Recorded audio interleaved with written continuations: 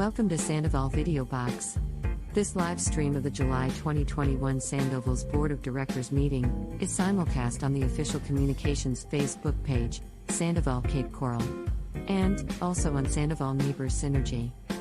Viewing of this meeting is available for your convenience 24/7 on the YouTube channel, Sandoval Video Box, and Sandoval's website, www.livesandoval.com.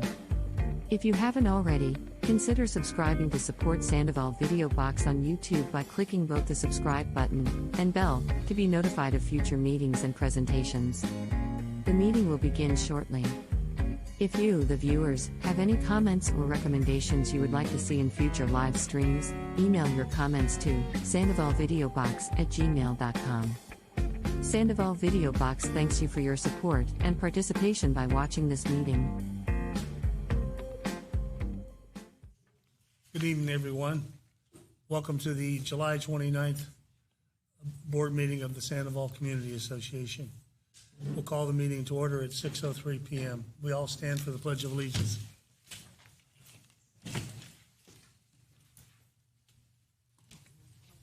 I pledge allegiance to the flag of the United States of America and to the republic for which it stands, one nation, under God, indivisible, with liberty and justice for all.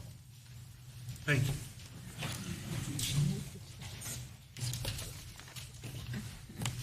President Cootie is present.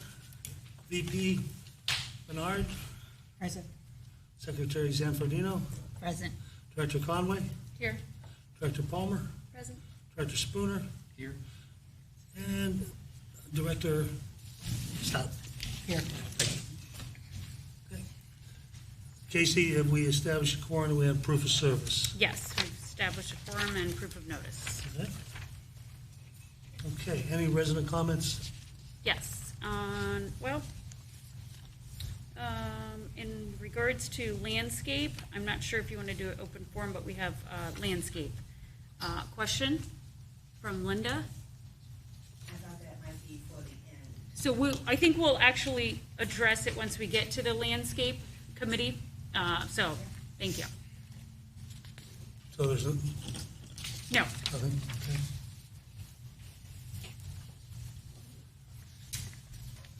All the members have received the past meeting minutes. Any changes? If not, I'll entertain a motion for approval.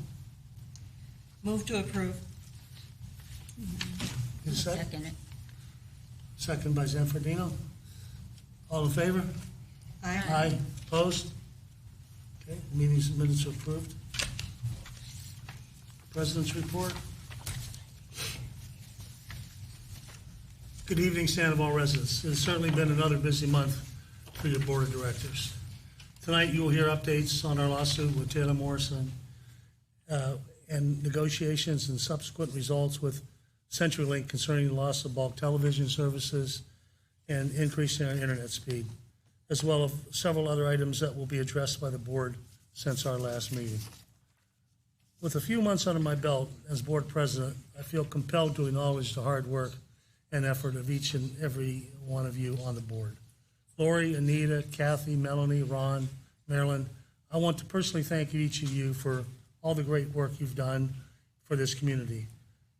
My job would be extremely difficult without your input and support, and I sincerely appreciate it. I believe that most residents are supportive of the board's efforts and realize the commitment that each one of us dedicates to Sandoval, which all of us on the board certainly appreciate. However, a few are quick to criticize individual members or the board collectively, typically hiding behind their computers on social media outlets. And for a resident to commit to running for the board and serve as a volunteer is a sacrifice that these members make for the betterment of Sandoval. If you're not aware, serving on the board is basically a full-time job. I found that out shortly after being elected. You're answering resident issues, dealing with management on the day-to-day business of the association, and attending numerous committee meetings. We do not expect every board decision will be favorably received by everyone, but you can rest assured that each decision we make is well thought out among all the board members and equally debated and always made in what we feel, the majority feels, are the best interests of Sandoval. Myself and fellow board members Palmer and Spooner continue to meet on a scheduled basis to review First Service Residential's performance. We all agree that since we've seen a big improvement in the services the past couple months, maintaining routine dialogue with FSR Regional Manager Steve Harshman has opened the door to improve communications between the board and our management staff. We appreciate your efforts, Steve, and those of Casey and her team, which are made to improve the level of service, and we are confident we'll get even better in the future. Community training was conducted last week via webinar on the First Services Residential app and Connect that will make it much easier for residents to communicate with FSR and check their account information. Unfortunately, and like several occasions when we put something out, very few people viewed the webinar live, which is very disappointing. Recently, a link was sent out to all residents that is a recording of the webinar that residents can view at their leisure. If you have any other questions, please feel free to contact Casey at the office, because it's important that you're going to have to learn how to operate the app, and it'll answer a lot of questions for you in the future. We're getting close to the reopening of the original clubhouse and grand opening of the new building. With activities already being scheduled down the road, it will bring us back to a semblance of normalcy and offer an array of events for all residents. Thanks to the efforts of Lorraine Welch and our social coordinator and committee. My report. Thank you. Board Treasurer's report, Mr. Tubb. Good evening. The June 30 financial highlights. The Finance Committee met on June 27th with John Elkins, the chair, Tom Robertson, a member, Casey Piniella, the general manager, Steve Harshman from FSR, and William Tubb, president in person, and Mark Landis with FSR Accounting attending virtually. Anita Zanfordito, the board liaison, was absent. May the 21st financials were, or June the 31st financials were reviewed. The Finance Committee transmitted its concern to the with residential delinquencies to the board last month. The board needs to review resident delinquencies as a regular monthly agenda item. Quarterly homeowner assessments, not including pass-through for landscaping assessments, equal $855,000. As of June 30, there are 117 residents delinquents for a total of $147,289. Only $8,791 of these are 30 days old or less. $133,589 are over 90 days old. These $133,589 equals 16% of the quarterly assessments of our budget.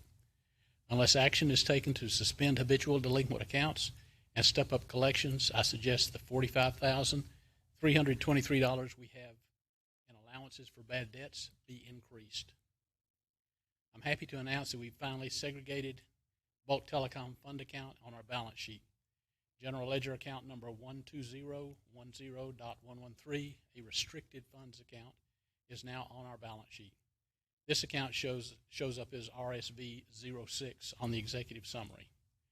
We can now feel confident that clubhouse funds are not being commingled with operating funds, and a reconciliation of the clubhouse funds has been completed to ensure no commingling has taken place from January 1st, 2021 to present. That's FSR's term of management. The clubhouse expansion project is nearing completion and is both on budget and schedule. I'm confident we'll complete this project and have surplus funds available to transfer into the reserves as named storm damage. Our June 30 financial statement shows $79,000 surplus for the month of June and $264,077 surplus year to date. I'm comfortable these numbers are correct.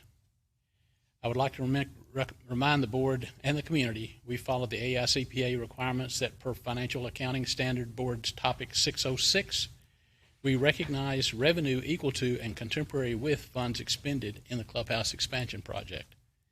Therefore, you will see two unbudgeted accounts in our income statement.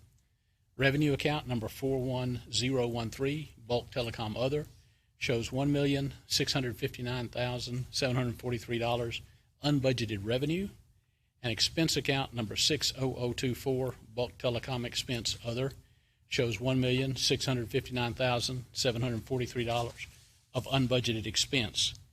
If you review the financials, you'll see the lines of both of these lines are over budget by $1.6 million. That's because both are budgeted at zero. If you remove the clubhouse expenses from the $1,659,743 from total expenses, you have total expenses for as of 6/30/21 of $2,159,000. 47% of our annual budget. Likewise, remove both the $1,165,743 clubhouse revenues and the $133,000 over 90-day past due homeowner assessments from the total revenues, and you have year-to-date revenues of $2,289,505, or 48% of total annual budgeted revenue. Do you have any questions? Go ahead.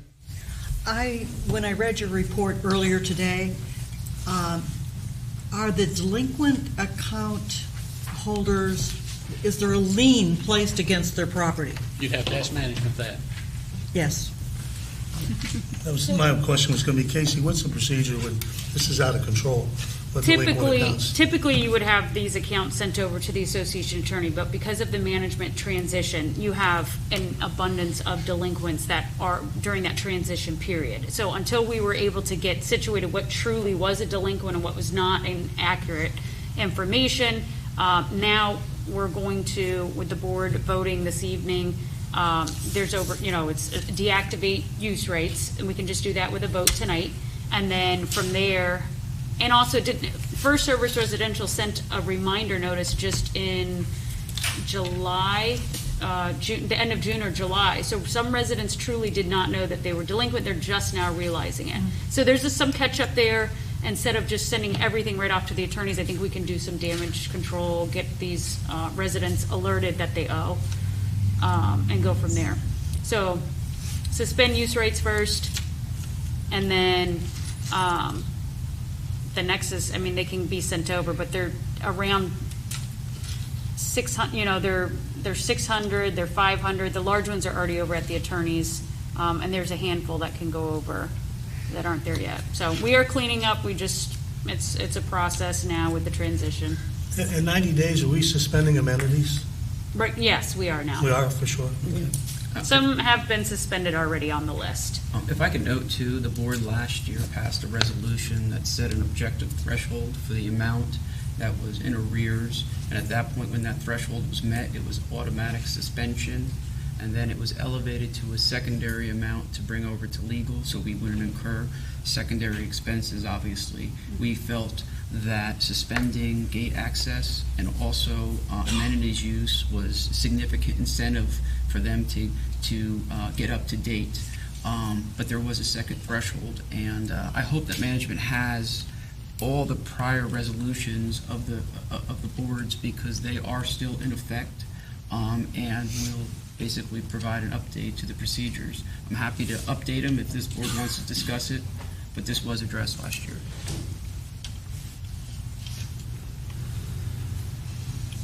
You going to speak of that in your report, Casey?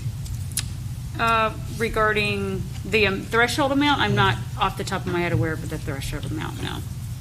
I believe it was between might have been 600 or 650 for the initial threshold. Okay. And there should be a secondary threshold in there Okay. also. If not, we can see what makes sense. We can do, by Florida statute, they're 90 days over the monetary amount owed, we can suspend the use rate. So I'm comfortable. It's gonna create and generate a lot of traffic and calls and emails, and everyone's gonna be stuck at the gate. So just so that residents know, effective, between Friday and Monday, if you owe, you need to go on to Connect and log in. You can make your payment there. You can look at your account ledger. You can contact management, but your balances need to be paid, or your use rates after the board. So you don't think, Ron, you don't want to vote tonight again? You think it's all set, or? I'm fine with voting again. We have a new board. We can set new procedures. But it's just important that these resolutions going forward are in a folder and they're actively followed. I can say the old threshold, I believe, was $600. We didn't want to see any any de minimis amounts result in use rights being restricted. Sometimes when the budget's change, there's $10, $15 difference. So we tried to set a significant amount of threshold in terms of the monetary amount to justify suspending the use rights. But that's what we did prior, and it's still in effect until this board sets a new resolution. Okay. Any further questions? Thank you, Bill. Thank you. Well, what's the pleasure of the board? I would recommend that we vote tonight to have this action get kicked in immediately, Casey, because it's a lot of money, tremendous amount of money. It's not fair to us, that residents that pay their dues on a regular basis. Anybody like to make a motion? I make the motion that we vote tonight And I second it. What are we voting on? on the violations, or the collections and violations, the amounts due. You don't need to make a motion, so if you want to make a motion of what they're saying last time, the threshold was maybe 500, 600. 600, okay. I would make a motion for 600. I make the motion that the amount be $600. Amount be $600. Motion, the threshold amount be $600. What about time frame? And Time frame, 90 days. 90 days on the time frame? And what about the amount that would result in it being sent to legal? Because that's obviously an additional expense. Every time they look at the file, it could actually cost us more money, so that should be an elevated amount. What amount would you recommend there, Casey? I would say, well, I look at it kind of in quarters, so I would say if you're 2 quarters behind, that's, could be 1,800, that could be 1,200, so somewhere around there. How about 1,500 then? Yeah, I would think 1,500 would be a good number to add to that.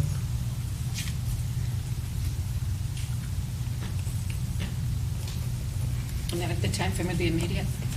Sorry? As soon as I surpass that 1,500 threshold, it would be referred, not an additional 90 days? No, not in this, yeah. If they're already 90 days Yeah, in that right. amount. So we should just review that motion for Lori's, please. You want me to? Please. So the motion is that when an account is 90 days past due with a balance of 600 plus, that their use rates will be immediately suspended.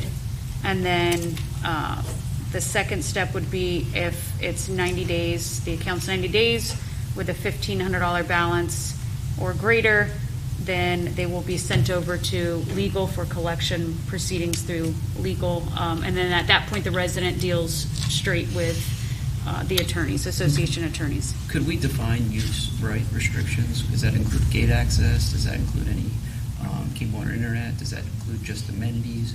So we did seek clarification from the association attorneys, so it was everything across the board. So you will not be able to utilize, it's not affecting ingress and egress because you can use your driver's license to get through the gate. So your card and your vehicle decals, check your account balance before coming into the office or emailing and make sure you don't have a balance owed. And so it would be any amenities and then those access points as well. So you couldn't just go through the residential gate, you would have to go through the visitor gate, is that accurate? Yes. So that's pretty significant. It's going to be a long line of Seen that one. backups come through this next week. So, Any other questions or comments? Is it just basically anywhere you would use your card? So like as far as like getting into the pool and stuff like your that? decal and your card will be deactivated.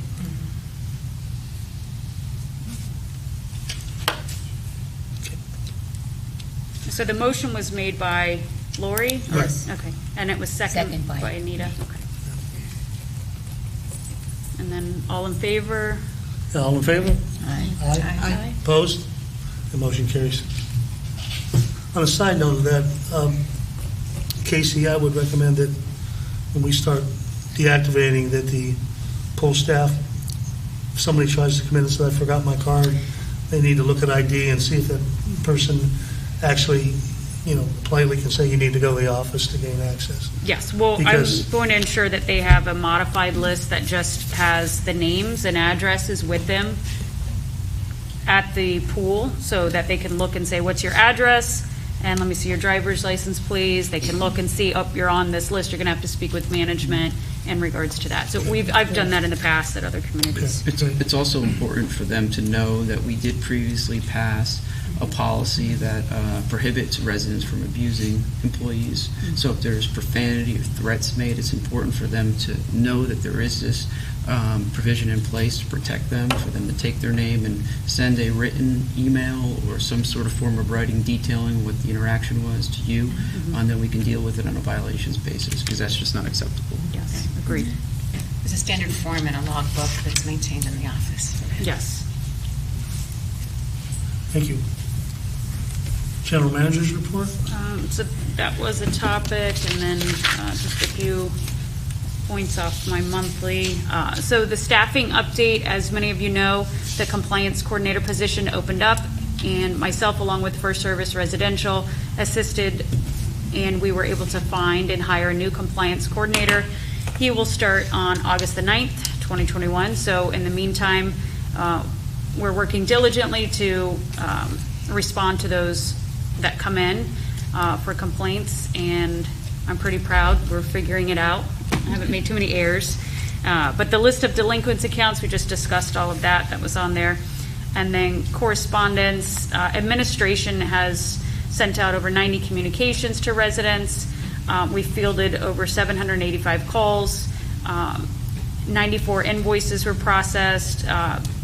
Over 1,800 or 1,750 emails were responded to. 400 plus walk-ins, and over 21 violations were processed. Customer care addressed over 138 calls.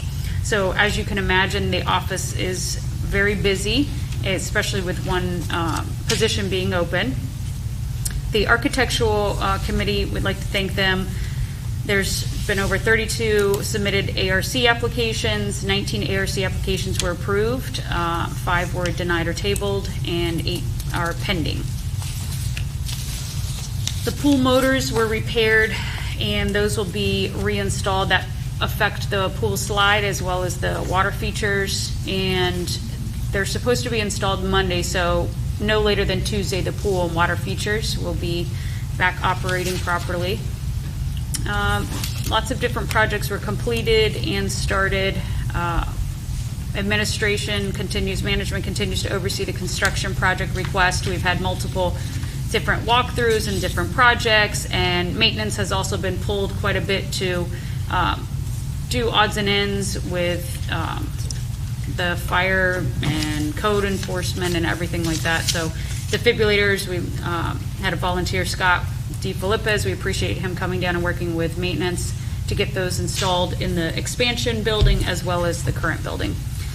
Paving project change orders was approved, and those were miscellaneous areas that the paving company did not take care of while they were on site, as well as the striping that the board had approved will commence in August. We'll send out communications in regards to those dates. Fencing maintenance, there were a couple different areas. Unfortunately, tropical fence is really far behind, so we did have on-site maintenance make some fencing repairs, but we look forward to having tropical fence give us a professional assessment back on several areas in the community. Pressure washing was completed.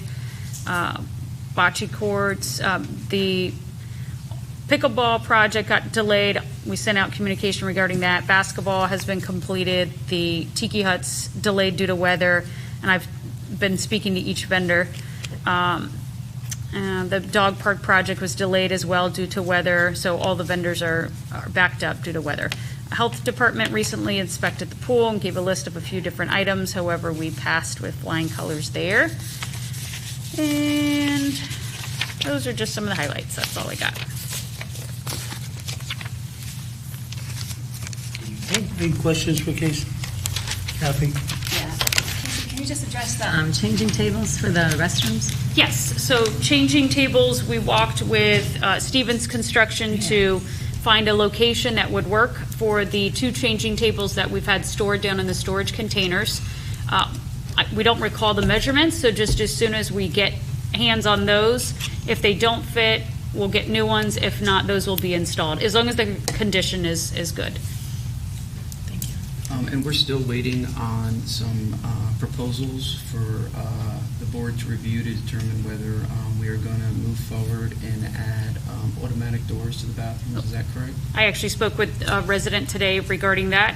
He came up to visit, and Envera was our point of contact requesting for those proposals and follow up, asking. They said, oh, we don't do that, the automatic. So they referred me to a company that they do use or refer to. So we've reached out to them, and it's just getting a proposal for the restroom doors and then potentially the front door to kind of see what the options are. Okay. Do we have a status on the veteran pedestrians gate? All weekend it was wide open. That puts some pressure on our security, and we're spending some time getting through these gates, and you have a wide open pedestrian gate. It's open all the time. It's Yes. a bad There, look at the it's very open least. all the Yes. time. So the Veterans Pedestrian Gate had 2 different incidences of vandalism. And so when that's why it's been so long. The welder came out, and they're giving I asked them to give me 2 proposals that are going to guarantee that those hinges are going to shut, whatever it takes. And so just the vandalism, those hinges that were just newly installed were damaged. And so we're waiting on the 2 proposals to come back and then we'll present that to the committee and the board. Are we making police reports on the vandalism? We just tracked, yes, we have a police report. One we were not able to identify. That was just a spring taken off, minimal. But the one that was the larger damage, we were able to identify through security who the person was, and the police report had already been made.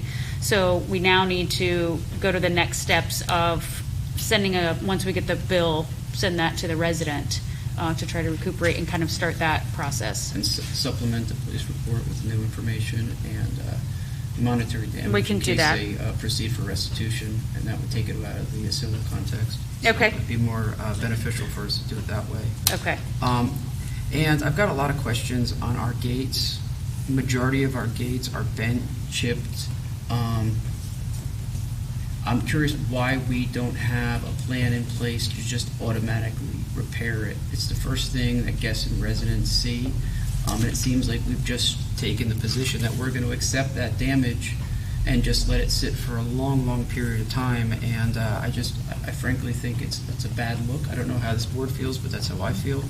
Do we have any plans in place or any protocol to say, frankly, when there is damage to it, this needs to automatically be fixed, just like any other area of our community?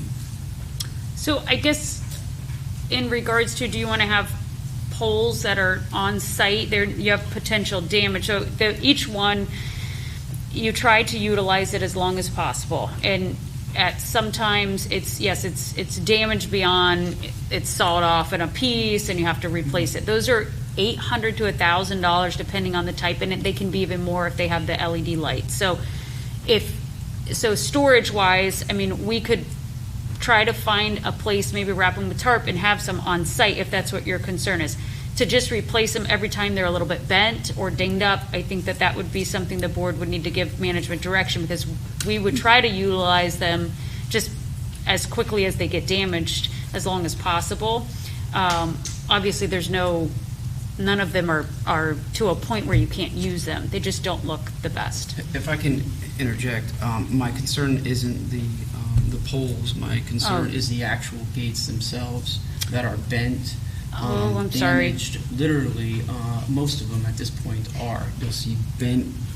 You're talking about the iron. The So the actual Trafalgar iron. exit has one. The exit Veterans at exit, sorry, thought you were talking about the on both poles. sides. And I believe Rick's going to address that in Okay. his Envera report. Okay. So we may just wait. I look forward to that, Rick. Okay. Okay, great. So that'll be addressed Thank when you, Rick Kate. speaks. Yes. Thank you. Okay, we'll move on to the ad hoc social committee reports. Clubhouse improvement, you want to kick that off, Ron? Sure. It's kind of long, so I'm just going to read this. I'm pleased to report that Stevens Construction has completed the expansion on time and within budget, as Bill mentioned. Stevens took great care to ensure we have a high-quality, commercial-grade building that is nearly identical to our existing building. They made sure the little details were consistent. For example, they literally took molds of our medallion and our pineapples on the existing building to make sure there's continuity between the two buildings. In short, the construction is done. The contractors have left. However, the bad news is we had a significant lightning strike, and it knocked out our Envera infrastructure. As a reminder to everyone, the Envera equipment inside both buildings allows residents to exit the building. There's these little green buttons where you hit to literally leave the building, and that has been all destroyed by this lightning strike that happened about 2 weeks ago, I believe. Therefore, occupancy of the building cannot take place until Envera repairs the damaged equipment as a result of a lightning strike. It's my understanding Casey has been working with Envera to expedite the process. Envera is working on the issue, and we expect to have a completion date very soon. Although residents cannot enter the new building until Envera is done repairing the system, again, the residents can see quite clearly that the building is done and will be ready to be utilized soon after Envera is complete with their project. I will note that even if the building was up and running and this lightning strike happened, we would have had to shut the building down immediately, and no one would be allowed access to it until this repair was done. I'll also note that there are a few items we continue to work on. We are evaluating the costs of, as we mentioned, installing automatic doors for the handicapped and also baby changing stations. We are also putting in a new reception area desk, complete with a quartz counter and new cabinetry, upgrading lighting and replacing some windows and other repairs on the existing clubhouse. By having Casey take on these tasks, we have saved a significant amount of money by not going through Stevens Construction.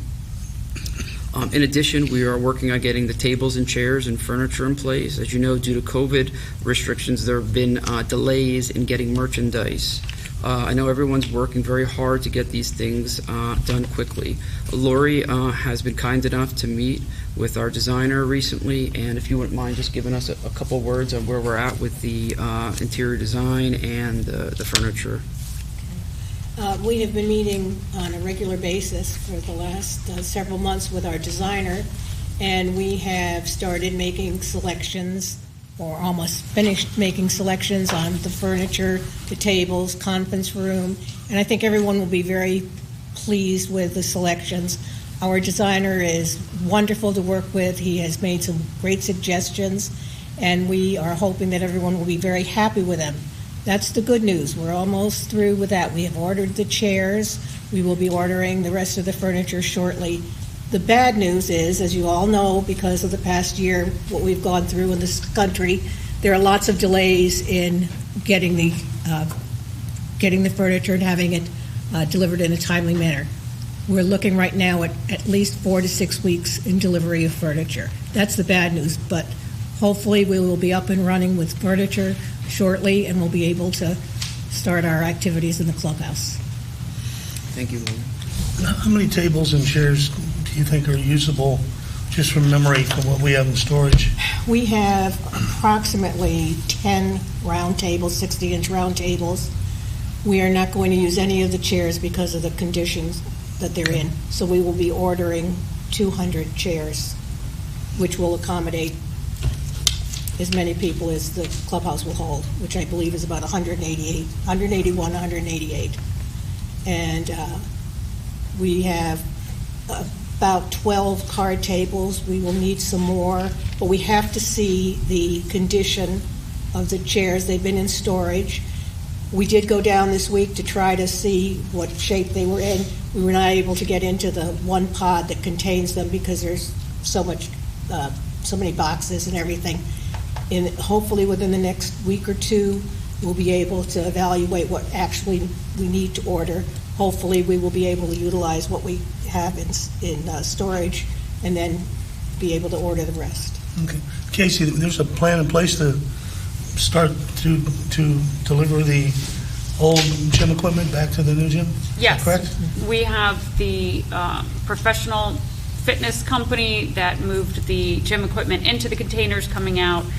Tuesday is when they said they would be out to unload the gym equipment, to put it back into the gym so that the committee can take a look and see spacing and the status. In regard to the equipment that one of our residents so graciously wanted to contribute to the organization, have we started a process with that? It was, yes, I've been in communication. It was recommended for the items to be properly inspected, just similar to the current equipment that we have.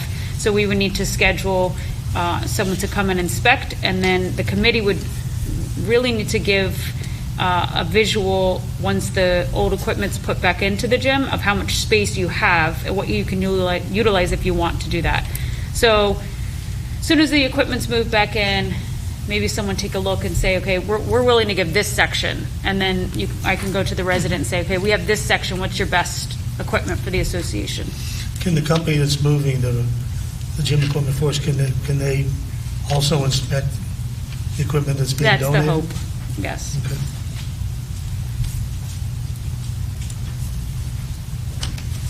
Any other questions? Anything else on the Clubhouse? Okay. Move on to Taylor Morrison, and you just keep going down the list, Ron. So. In terms of our Taylor Morrison litigation, we've had some additional meetings with Han Wilson to review our lakes, and we continue to evaluate Phase 3.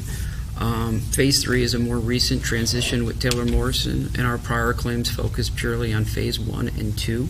So we are developing claims and evaluating those claims for Phase 3 currently. In addition, in June, Gary Cootie, John Elkins, and myself attended a mediation with Morgan & Morgan. Jonathan Huffman and Paul Sangiovanni from Morgan & Morgan represented us.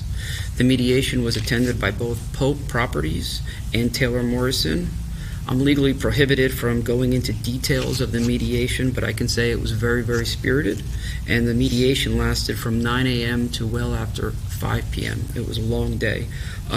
We continue to work closely with our attorneys to develop our Phase 3 claims and continue to work on Phase 1 and 2 claims, and that's the update.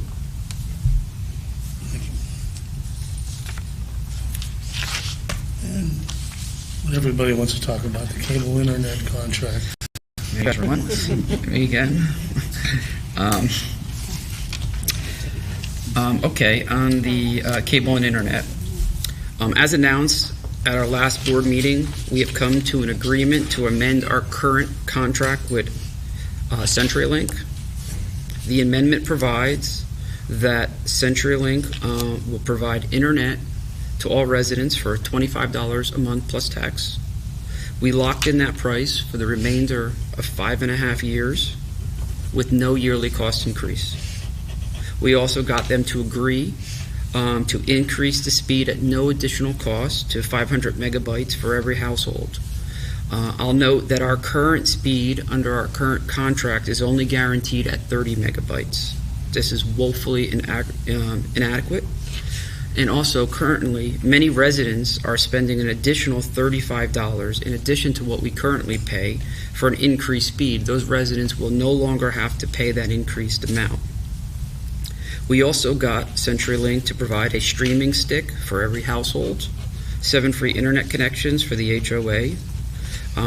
We added a yearly option after the contract termination date for us to continue services.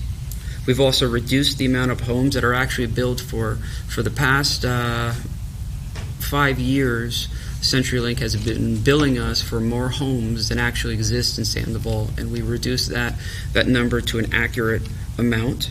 We were also able to change the venue from Colorado to Florida, which significantly increases our ability to enforce this contract. It's important to note that we took issue with many of the provisions of an extremely one-sided contract that was not in Sandoval's favor. We had serious litigators review this contract and have all come up with the same conclusion. It goes on to say that I hope Sandoval never enters into a contract like this again. It made negotiations that much tougher. It's extremely important for outside counsel to review these agreements. I'm happy to discuss this contract with anyone who would like to discuss it. My information is on our website, so feel free to reach out to me and we can have a more candid discussion. So what now? CenturyLink in the contract has agreed within 90 days to provide an upgrade to all residents in speed. That said, we have spoken with several CenturyLink technicians who have stated that most homes right now are all ready to receive the increased speed, and that should happen in the very near future. The 90 days sounds like a long period of time, but that's more of a CYA to protect themselves for the minority of homes that can't reach this increased speed. This should be effective very, very soon for majority of residents. For example, it's my understanding 100% of Somerville is ready to receive the 500 megabytes. Now, for a minority of the homes, they will need to receive a new ONT box. That is the gray optical network box that's in your garage. I believe it's in my garage at least. That will have to be changed out by a technician at no cost to the resident. I will note that even those residents should see an increased speed from roughly 30 to 40 megabytes to between 100 and 2 megabytes, even with the old box. So we should be getting some relief in terms of speed very, very soon. As for cable, CenturyLink continue to provide cable at no cost to the community through most of July. We will be reducing fourth quarter dues to represent no cable costs effective July 1st until the end of the year. Casey will provide the community with a written update, and you'll be notified the reduced amount well before your fourth quarter dues are required to be paid. And that is the update. Thank you. Any question on Ron's report? I'd like to. Go ahead, Madeline. I thought when I read that contract this afternoon that it said up to 500. Don't the words up to have to be deleted? Well, the contract is currently not executed.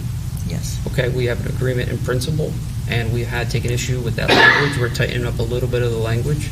But frankly, these contracts like to CYA themselves centrally, that they cover themselves in the case that there's some sort of technical issue. So to put any contract that's going to say specifically 500 and only 500 is not going to exist. Okay. The reality is we will be revising some of that language. You're looking at a unexecuted contract. So what I'd ask you to do is look at the final version and then critique it. Okay. The other comment I had was, from what I read, they were still referring to 1,428 homes rather than 1,425. Well, the old number was 1,438 numbers, so it has been revised to the appropriate number. Okay. Any questions? Good job, Ron. Ron, I'd like to, on behalf of the board, sincerely thank you for your efforts in this, because maybe you don't know unless you're behind the scenes, but this guy did a yeoman's job of keeping our HOA attorney on track, and went out on his own. And I don't know really of anybody here that works harder for this community than Ron Spooner. And Ron, we're all anxious to get this under our belt, and hopefully by in the next couple of days we'll have a signed agreement, and it's a win for Sandoval. So thank you very much. Thank you. And Kathy, I didn't mean to bypass you, but like in Animal House, he was on a roll. So I wanted to keep him going there. And so we'll now move to risk management. All right, you might remember from the May meeting, there was a point raised by Jim Swigert regarding concern with some of the street lighting on some of the streets, mostly in the Phase 3 area, that were blocked by the trees in front of residents' homes. So we have conducted an assessment of those situations where the street lights placed on residents' front lawns are being blocked by trees. And we have a listing now of those street lights. We'll have to work with Jim and Casey to resolve the issue and determine who's responsible for either trimming the trees or what the corrective measures should be. And what's interesting to note is that, like on Casavari, which is Phase 3, the streetlights are close to the street, where on K's and Maleta, the streetlights are up like right outside their front door, in front of their garage, a good, 10, 12 feet from the street. Right.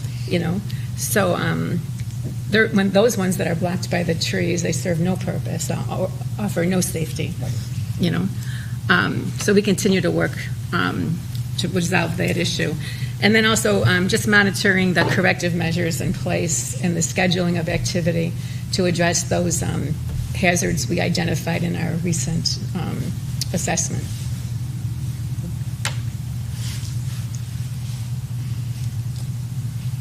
Any questions for Kathy? No? Kathy, thank you very much. Envera, a report we look forward to so often. Thanks, Rick Devine. Please, come up. Yeah, please.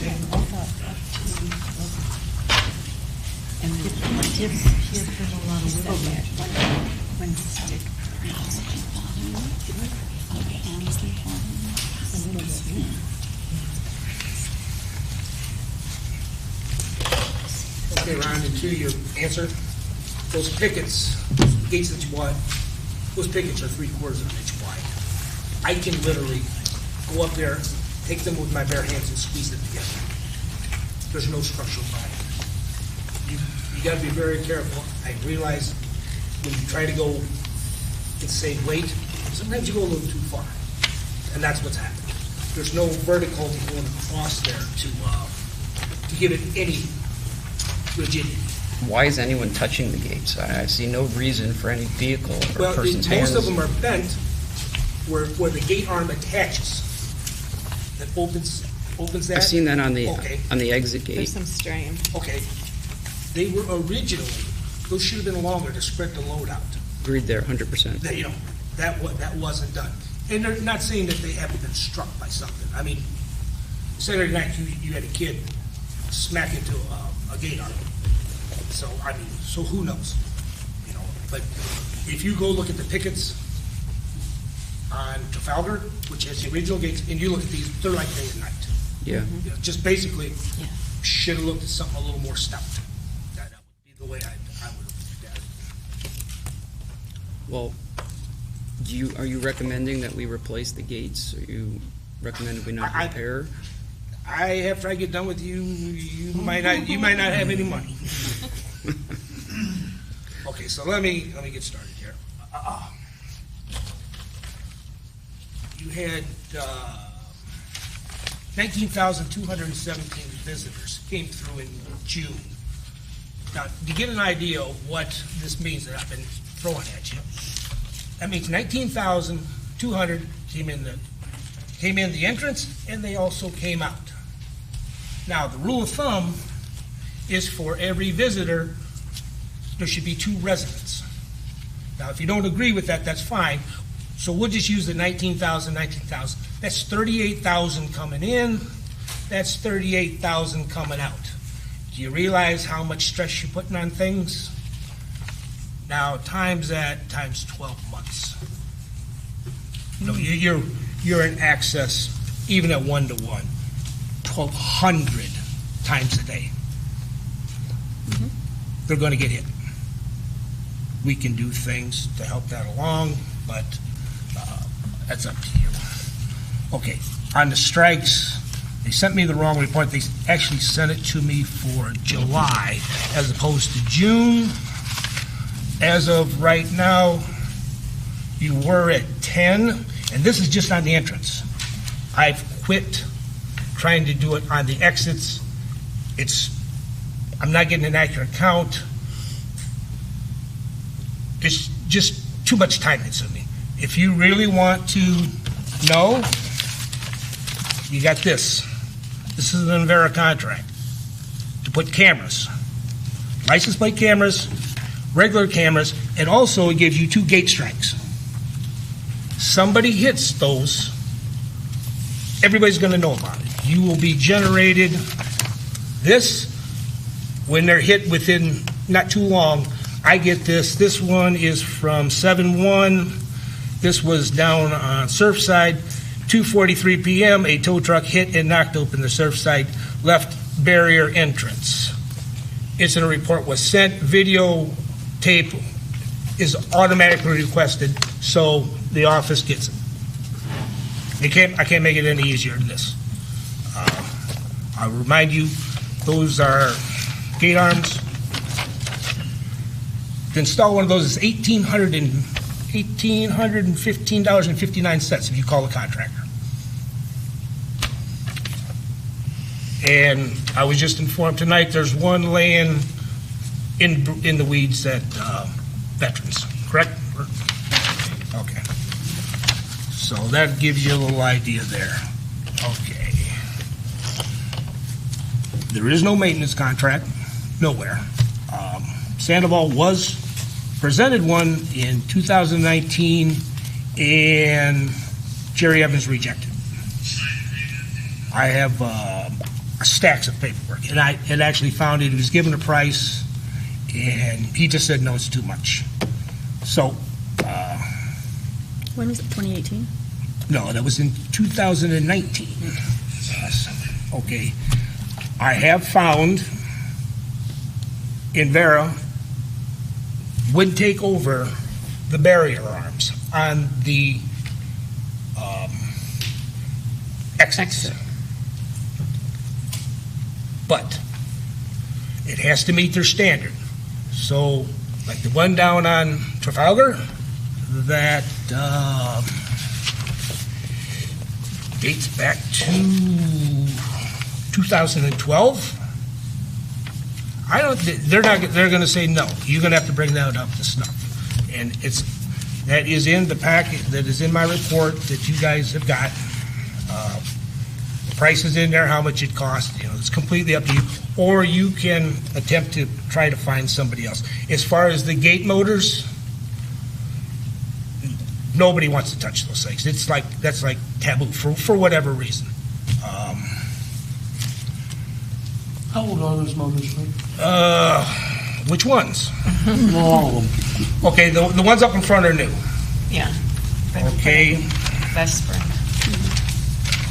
The spring. exit gate motor up on Trafalgar is marked 2012, but that's the gate that you bolted together. Mm-hmm. Well, I've since found out that you took two old motors to make one.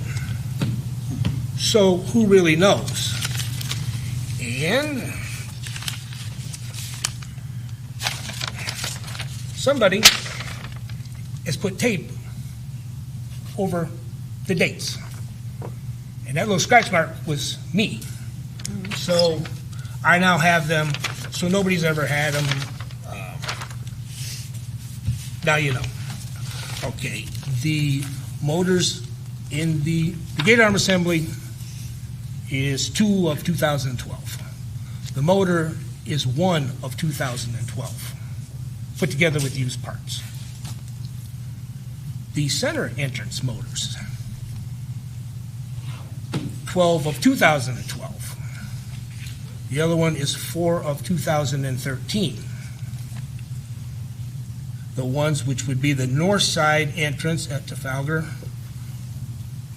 8 of 2014, 10 of 2015. Now, here's the other kicker. The charging system in one opens. So in other words, when the power goes out, you ain't getting in, you're not getting out.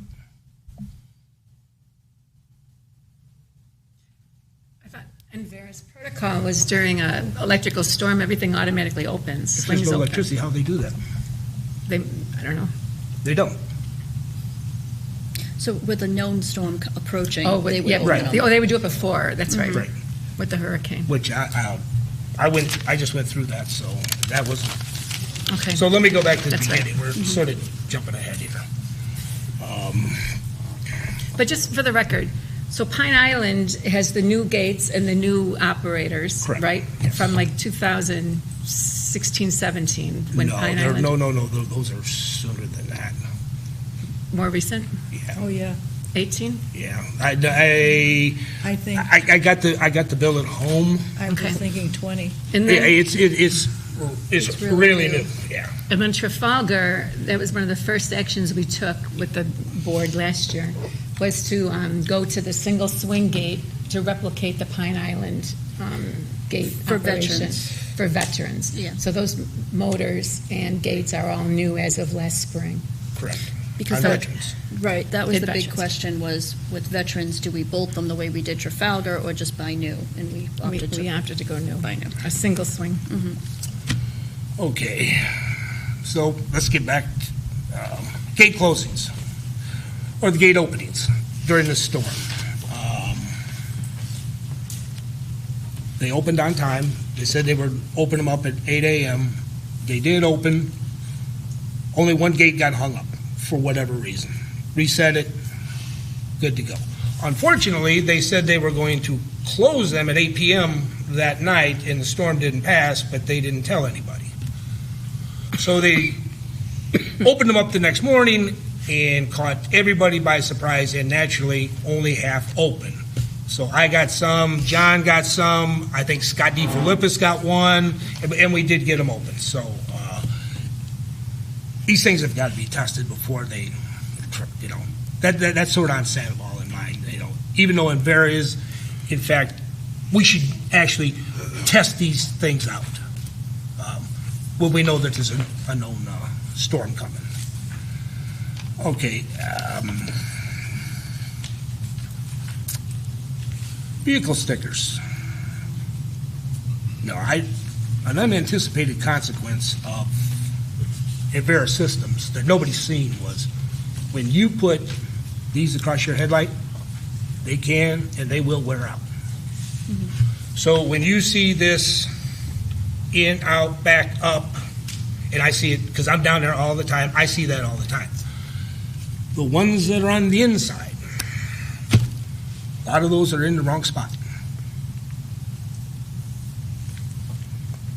Also, I've seen some of them that when you put one on and you're told to go drive around the gate, everybody's too in a hurry. So I see some of them still attached by the Scotch tape. And they're zigzagging, and those are probably the ones that complain, why don't you fix this, why don't you do that? Okay, Veterans Gate. Signage. I see this all the time. When you come in there, the only marking for guest is on the kiosk. There's nothing out there that says guest.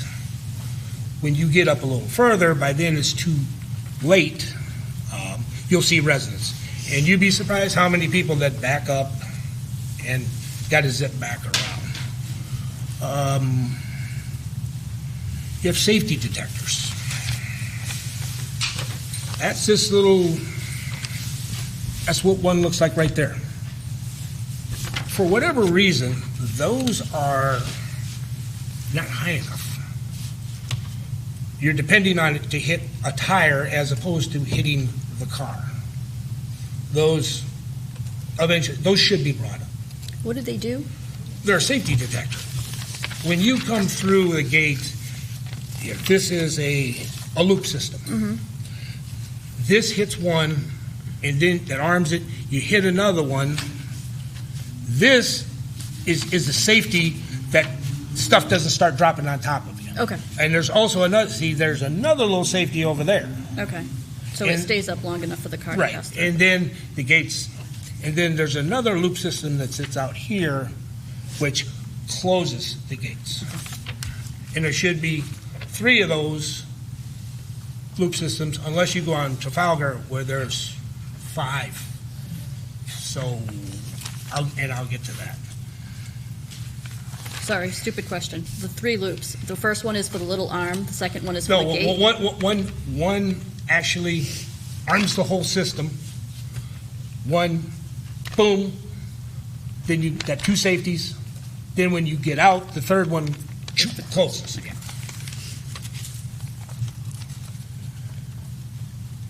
Okay, let's move over to Trafalgar. Okay. The exit gate motors, like I said, that one on exit goes back to 1 of 2012, put together 2 used motors to make one. Barrier arm system assembly, that was done in 2012. Now, just so you know, these gate motors carry a 5-year guarantee, or a million cycles. Well, I already told you how many cars you got coming in there. In 5 years, I think you got your money out of them. Okay, we also have spoke about the emergency battery system that's not working. About $700. Should you want to do that, or you can spend more and actually replace that, and then you would get it free. This safety detector right here does not work. It's been disconnected up here because this thing has been shotgunned together down here. There is no construction supervision when this happens, and this detector is telling that to do. They're telling it to do it the opposite of each other. So somebody in there, somebody said they just cut the wires and they're just hanging there.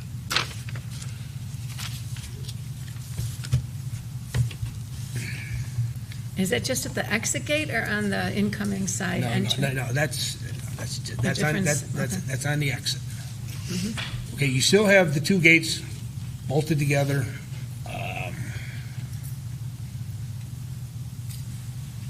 They're still gonna, when the wind blows, they're gonna blow through the limits, and you're gonna have to readjust it. In fact, I found a bill that this was done. It was done on one day. The next day, you paid $170 for a repair guy to come back out to readjust it. Because what will happen is that thing will just sit there and start opening and closing.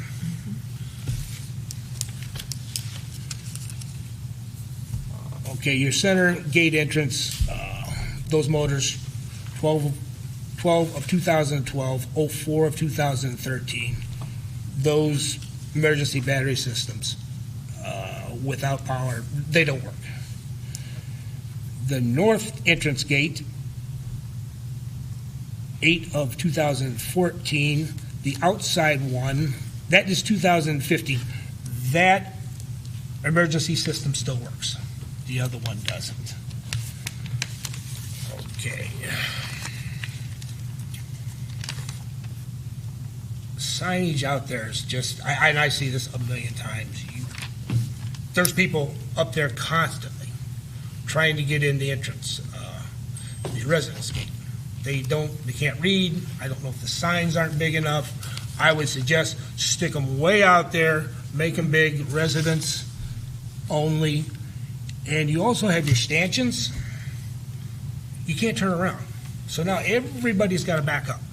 The smart thing would do to take up these 5 stanchions and just get rid of them. They're really not needed. There's 2 new signs, I think, at the Trafalgar. Yes. We just added, okay. So I totally agree. And so we had maintenance install 2 large signs that say no access for vendors, no guest access. Okay.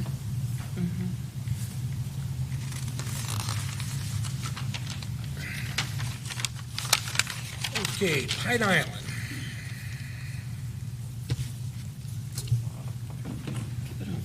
On your exit gate, there's a steel tube that's in concrete. And it's moving. The gate is dragging the ground. Not as of yet, because you keep adjusting the hinges. Well, you're going to get one more adjustment, and then you're going to be out of hinge movement. So I don't know how thick that tube is, or I have no idea how far it was buried in concrete. But it's going to have to be, something's going to have to be done. like I said, you got probably one more adjustment out of those hinges, and if you go look, you'll see one hinge is out way close and the other one is way in. I mean, you're to the point where there's one more adjustment, and that's gonna be in, and it's gonna start dragging across the pavement again. Also, your ID reader coming in, that, it's about ready to fall down. The studs have been sheared in the concrete. It's been moved once. It's going to have to be redone again. Will that be covered by Adjournment?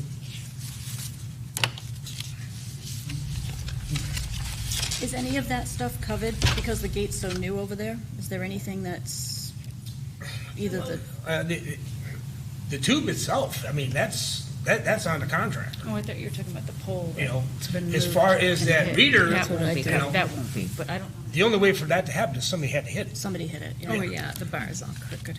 Because if you look, you'll see another place where they have moved it. They sheared off the anchor bolts and they just moved it over. So that's something.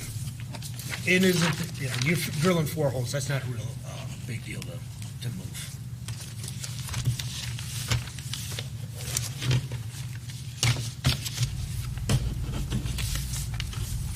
Any more questions? Anybody else have any questions?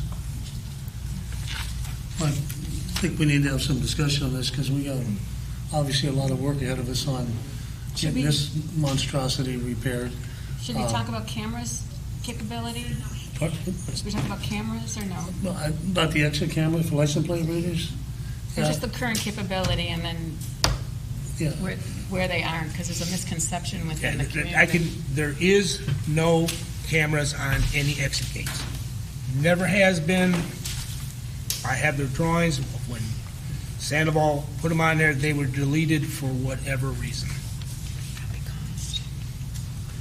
And so that means unless, if you're coming out of there, unless you have a license plate on the front of your car, which nobody does, and even then, it can't read it. If you go out there and look, you'll see a camera mounted on a pole here, and then you'll see one about 4 or 5 feet off the ground. Those are actual license plate reading cameras. So the bid that we have in here, Casey, for $10,078 is for license plate readers for all 3 exits, correct? right, and then you have the service plans that are specified below that, Service plan of $70-some a month. monitoring, right.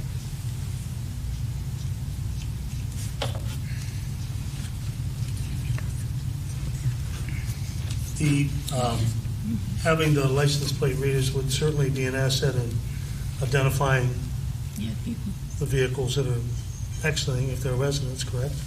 Correct, that's currently, it's the recuperating the actual cost later on is what probably should be evaluated.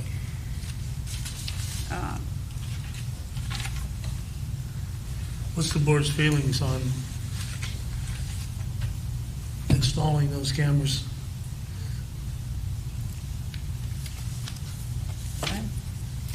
I don't object to that, because if we can identify the people damaging the gates, we can assess them. Correct. I'd want assurances that the violations would cover the expense. You don't think it's going to pay for itself? I don't know. I would have to, currently, we have some significant issues with being able to identify residents and non-residents. We're collecting, the amount of fines we're collecting is woefully inadequate. I'd want to know that, frankly, that we'd be able to collect these fines, frankly. In the past, didn't we go to the resident? And if the resident didn't pay, didn't we go to the insurance companies to try to collect? And I thought we were successful in that instance. On a violation, no. If there was actual damage, Right, you might be okay. able to do that because it becomes a civil claim. But we're talking in terms of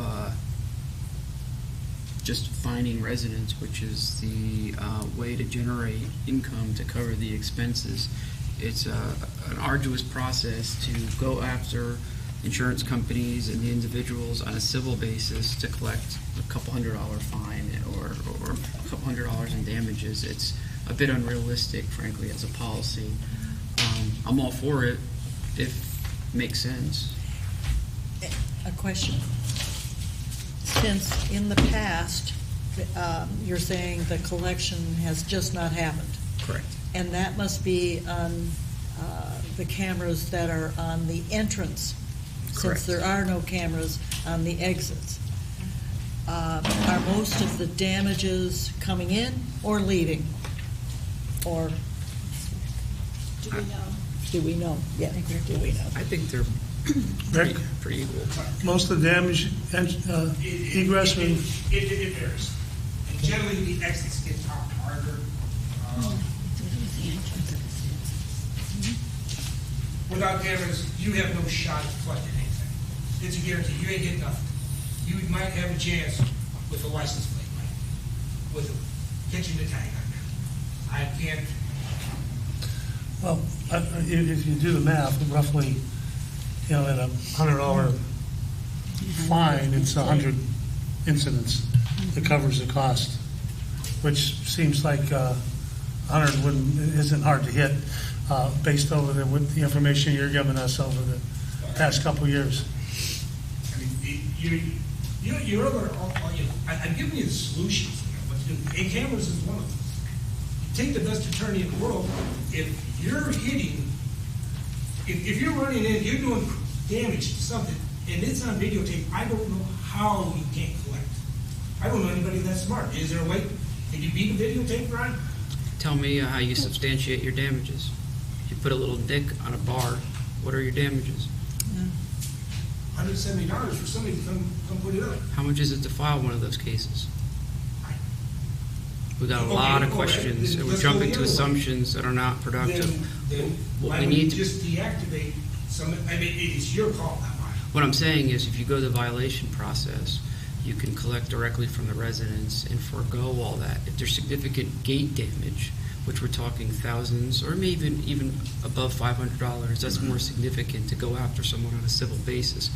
But we don't, those are more isolated cases. What we're dealing with on a daily basis is people just running into the arms, and the arms are popping off, and it's creating havoc.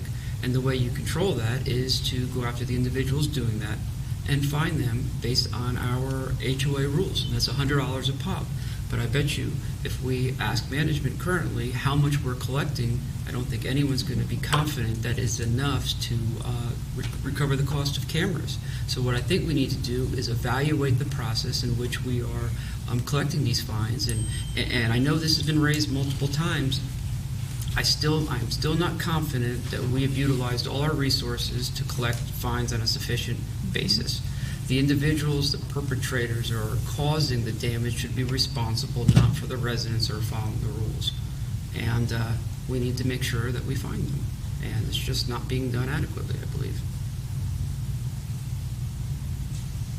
I mean, the other alternative is the speed bumps. Well, you're dealing with then residents that are on motorcycles, on bikes. You're dealing with residents that are drinking a cup of coffee. You're dealing with, it has a material impact on a lot of residents. I think that would split this community, frankly. There'll be many that are for it, many that are against it. I think that we could take a bit more sophisticated approach to this and solve this issue. I know there's a lot of issues here, but we need to put together a significant plan going forward to address these once and for all. We've taken a do-it-yourself approach now for years. And I think if you ask anyone, the number one problem in this community is the gates. Mm-hmm. It's a problem, and it needs to be addressed.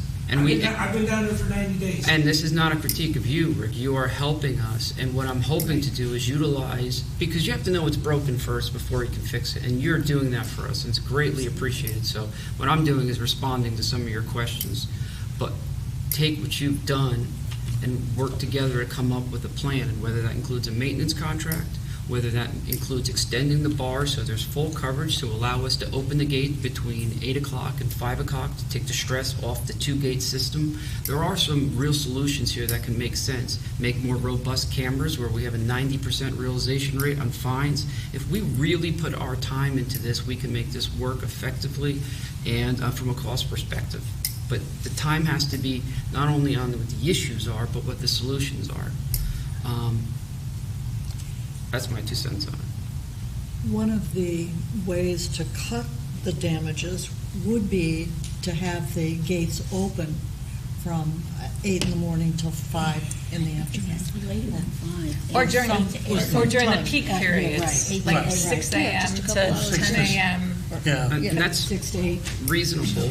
Currently, our arms are not that long, so anybody with a motorcycle, residents can just walk through.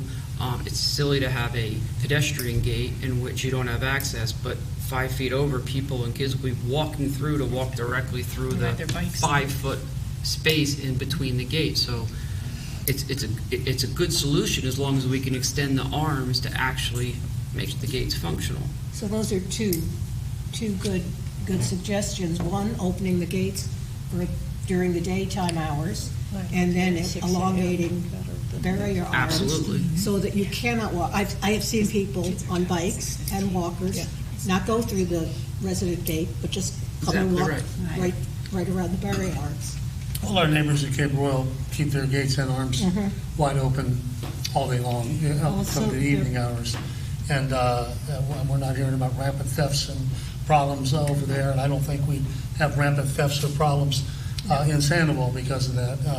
I think Sandoval is one of the safest communities in Cape Coral, and I think that it would remain that way. And I just disagree with people say if we open the gates, we're inviting every thief in Sandoval to come, and Cape Coral to come into our community. If they want to come in, they're coming in, whether the gates are open or closed or whatever condition those gates are in. I believe the communities, the gated community on Trafalgar and then the gated community Heatherwood, they leave their gates open. So it's not just Cape Royal. And we are, Cape Coral is rated based on population, the second safest city in Florida. Right. So. You know, just the counter of that is I can tell you that the dog parks have been utilized in the past by trespassers. We have a basketball court, which has been utilized by trespassers, bocce ball courts by trespassers, our pool by trespassers. And that puts a lot of weight on our security to have to remove these individuals, and every interaction creates a liability. So why I'm for opening the gates, as long as we extend the arm, I'm not a big proponent of just leaving the gates wide open. If we're going to do that, take them down, because it doesn't make any sense to me to have them up, frankly. We had a similar discussion last year, and there was a lot of criticism from the community about, this is a gated community, and again, that gated community does give a false sense of security to people.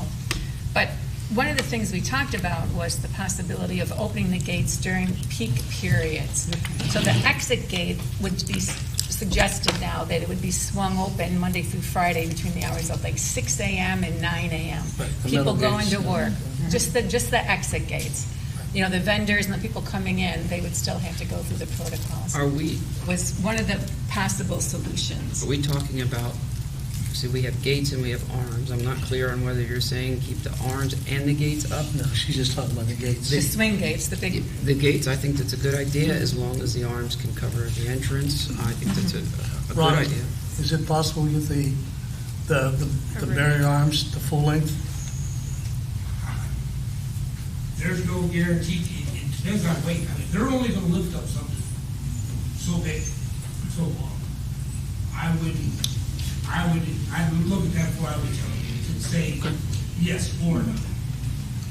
Okay. Well, I've seen them in other communities where they're much longer than what I don't know if your assembly has the oomph, right, or even if they would attach, you might have to put on new attachments. It can be looked at, but Well, that's something needs research. We need to research that and determine that, Casey, if there's arms available, and maybe research that through Envera that would cover the entire width. And then I'd like to find out, with the iron or the gates behind the bar, if it's just the bar, do people, because we see bikers just ride by and pop the bar off. So is that bar going to constantly not be taken as serious because there's not any weight behind it? I think maybe asking some other communities, if you just have a bar sitting there and it takes nothing at all, then you're going to be constantly replacing bars, they're snapping off, and those are pretty pricey. So just something maybe I can inquire with. I don't think that's been an issue. Well, if someone is going up and taking it off, Yeah. If it's the same person, we're not identifying them as a criminal issue, number one. It's destruction of property, number two. We should be collecting fines on all of these. So if they want to pay $100 to pop the arm off, well, let's collect $100 and let's help pay for our system. But we got to collect it. We have to make sure that we have the follow-up and we actually have the realization of the fines that impact our finances. Well, I'd like to determine what the cost would be to have extended gates at all the entrance and exit points. And then, once we know what that cost is, then the board can make an intelligent decision about keeping the iron gates open during peak hours or set hours during the course of the day. We can debate that at that point in time. But to Rick's point, I don't think these iron gates have a lot of life left in them. And again, we're going to find one dragging on the ground. And if we can eliminate that gate 12 hours a day from opening and closing as many times as Rick's determined we have entrances and exits, then it's going to take a lot of stress off the gate. With Envera's contract, it's next year? Is it a year out? 2020. Yes, it's coming up next year, but There's some variables. I asked you guys to have your attorney look at that. So Right. I'm going to assume what you're asking is probably not. It says April, but if me and Casey looked at it, there's another, if you go down a little farther, it says, I believe when the project was completed. Correct. So that may add, I don't know what it was completed. Okay. There's a lot of variables. The contract does need to be reviewed. Each time you're adding a piece, is that extending anything? So it does need to have So someone when take a look at it. we first started versus when we finished with Pine Island is a big difference from timing. Right. So it depends what was in that specific contract, and then their definition of start date is after the completion, when everything's operating properly, that's when your actual start date is. Okay. I guess my question is if It's never been operating properly, so I guess we have to start it. is there anything that we would be considering paying for now that we wouldn't necessarily have to if we were looking at a different gate company? Like, is this all hardware that it doesn't matter what, like Envera, whatever security company we look at to maintain it?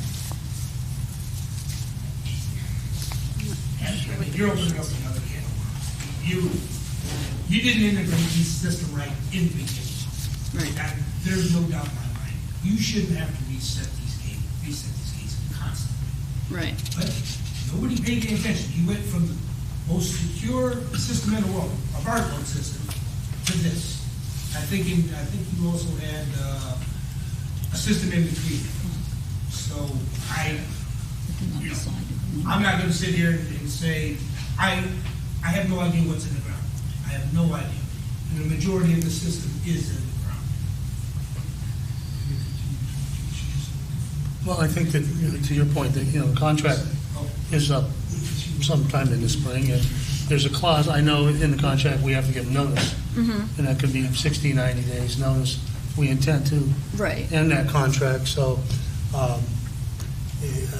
another research project would be what other options are out there that could take the current equipment we have and swing them over to be upgraded and converted to an additional company, because I don't think any of us are over enamored with Envera and what they've done. The system hasn't worked since I've lived here, was a poor decision in the first place to put the system in. It was they put in to save money originally, and it wasn't well thought out, and we're paying the price of that now. But as Rick has said more than once, each board each year can't just continue to kick this can down the road. Right. A board's going to have to make a decision. It's going to be a hard decision because it's going to be an expenditure that it's going to be hard to swallow with the residents. But as Ron said, it is the number one complaint in our community is gates, and we have to address it and make the hard decisions. One other thing I can mention is something that was done that was very short-sighted is the system. There's two different systems. We have the Envera system and we have the gate system, and therefore no one will take ownership over the complete system. We cut some corners there. Not we, but there were some corners cut there, and frankly, that's going to have to be addressed. We're going to need one service provider to cover the whole system because we've been nickeled and dimed to death. Right. We get a service provider out there, and Vera says, no, it's them. We have to hire a private electrician to come out. They say it's them. So there's been a lot of money spent because we have two different systems going, and they don't work properly. They're not integrated properly. And it's having a financial impact on us. So whatever solution there is, there needs to be one service provider to take ownership of the entire system. That's, I guess, kind of my line of thinking is it just, if we consider what other providers there are, and we say, just put your system in, right? Get rid of these 5-10 different, monkey fixes that we have in here, and let's just do a whole new system. What is some of the stuff, while we might be able to get to that point, what's stuff that we would do now that no matter what, that system wouldn't be paying for? Like, no, they are not going to buy cameras on an exit gate for us. That might be worth it to do. But to rewire all the gates and get new gates and all of that type stuff, if that's something we could do with another contract with another vendor, I wouldn't necessarily want to spend that money now and then go with another vendor that could have been negotiated. Well, it sounds like we should be taking action early on, so we're not in a position where we're reacting like we had to do with the cable, frankly. It would be nice to have providers a year out from expiration of our contract at least, evaluate our current system, and come in and meet the residents and let us know how they can improve the system. They're the experts, frankly. I think that would be a lot of people would be interested in hearing that. I would be. I would imagine, maybe Steve, possibly you could come up and answer this question, but do you, does First Service Residential have vendors in other locations that you serve that are all encompassed as far as gate controls that you're aware of? Yeah, in this area, Envera is very popular amongst these type of systems, but there are a few other ones. I can't recall the names off the top of my head, but there are a couple other ones that do service very similar to what Envera does. If you can get that information to Casey, because I'd like to reach out to them and have them come out and do an evaluation and a proposal on what they could offer us. Absolutely. In the future. I'll get on that. Thank you. Sure. Gary, when I was on this board the last time, I was told that Envera was selected because they were the only ones that were able to provide the service. Yeah, I know that's not true. And that probably, okay. What about the other company that does the gates? When is their contract up? There is no contract. There's none with them. We have to Okay, do that's it on good. every time it's broken, we have to call a private But electrician. it's good, we don't have to worry about Right, two contracts. absolutely. Right. Well, that portion we need to have the research done on getting other options. Reverting back to the what's the pleasure of the board on the exit cameras? We've got a $10,000 investment if we decide to put the exit cameras. And to Ron's point, if we do that, Casey, we'd have to make sure there's absolute strict compliance on every violation that goes through that gate, and have to know that the staff can keep up with that.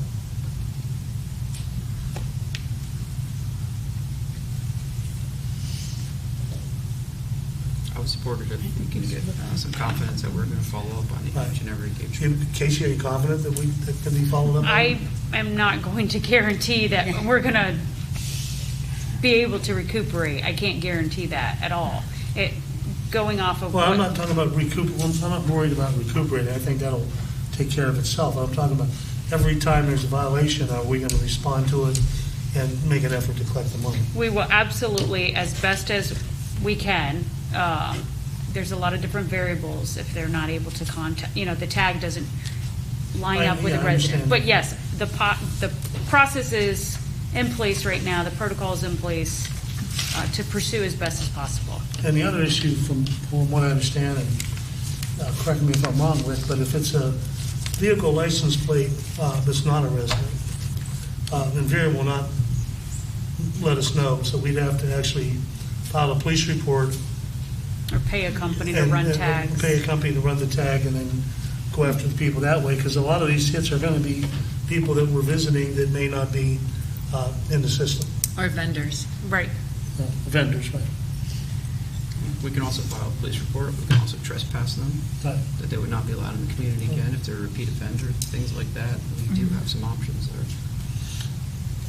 Mr. Tubb, the $10,000 investment, how would that impact us budget-wise? That can be arranged. It can be arranged. I'd like to hear it. We are running at a surplus currently. Is that accurate? I would entertain a motion to install these license plate readers at all three exits in an effort to curb damage and be able to collect monies on when damage is incurred. I would second that motion. I'm sorry? I would second that motion. Who made the motion? Gary did. Gary's chair, he can't make a motion. I'll make the motion. Ron's making a motion. I was entertaining a motion. I know. Ron. Yeah, second Ron's motion. It's seconded by Kathy. Ron made the motion, seconded by Kathy. Kathy, okay. Okay. Any other discussion? Yeah, I have a thought, and that is, if we're going to be investigating another vendor, what if that vendor has cameras, and that would be part of the deal that we would make? We're Or would it 6 to make a 9 months difference? down the road to Yeah. that. So I don't think we can wait on that and Okay. at that point in time. That's my opinion. Any other discussion? I would just like to add, it would be helpful for us to get some sort of report on a monthly basis of what, specific to the gates, what fines were levied and the reasons why we couldn't identify the other ones. I know we have a security committee.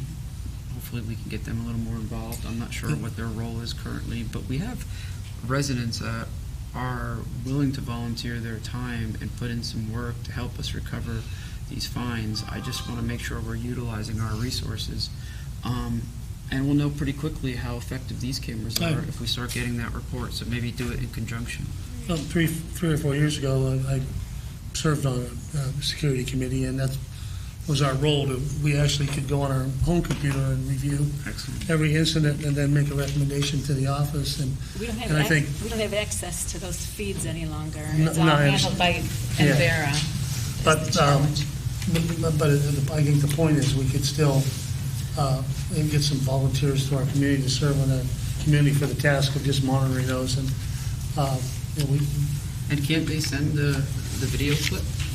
Yes. We just ask them, it's actually their job Right. to Phrase it. at least attempt to identify them. So Right. tell them to peel off the clip and send it to the security group, and then we can evaluate what job they're doing.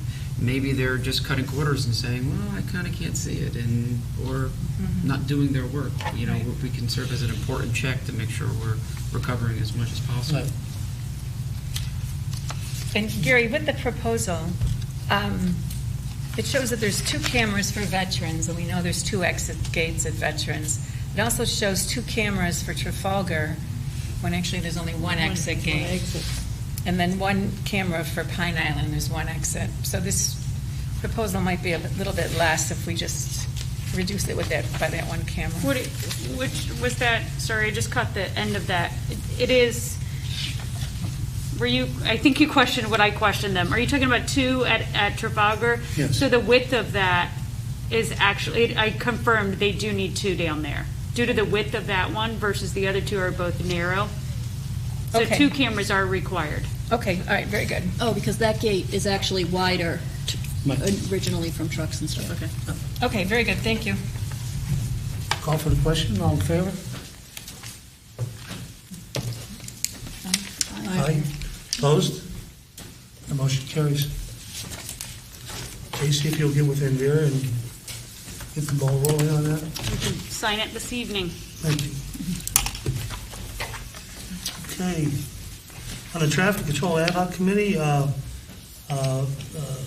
again, that's a committee that's been very active in working on traffic calming devices throughout. They're going to be issuing a survey here in the not-too-distant future, correct? Casey, the survey should go out? Sorry, I was taking notes there. Yes.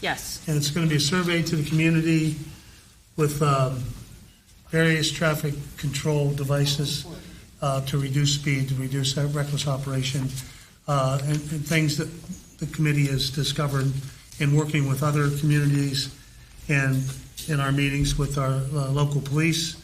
I've been meeting with the chief on a routine basis. He's had some great ideas, and it's going to range from everything from speed bumps to speed monitoring devices.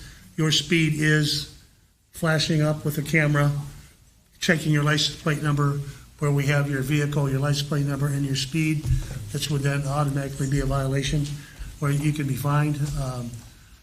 So the committee, Linda and her committee are looking for input from residents on these. Some of them are going to be popular, some will be very unpopular, I'm sure.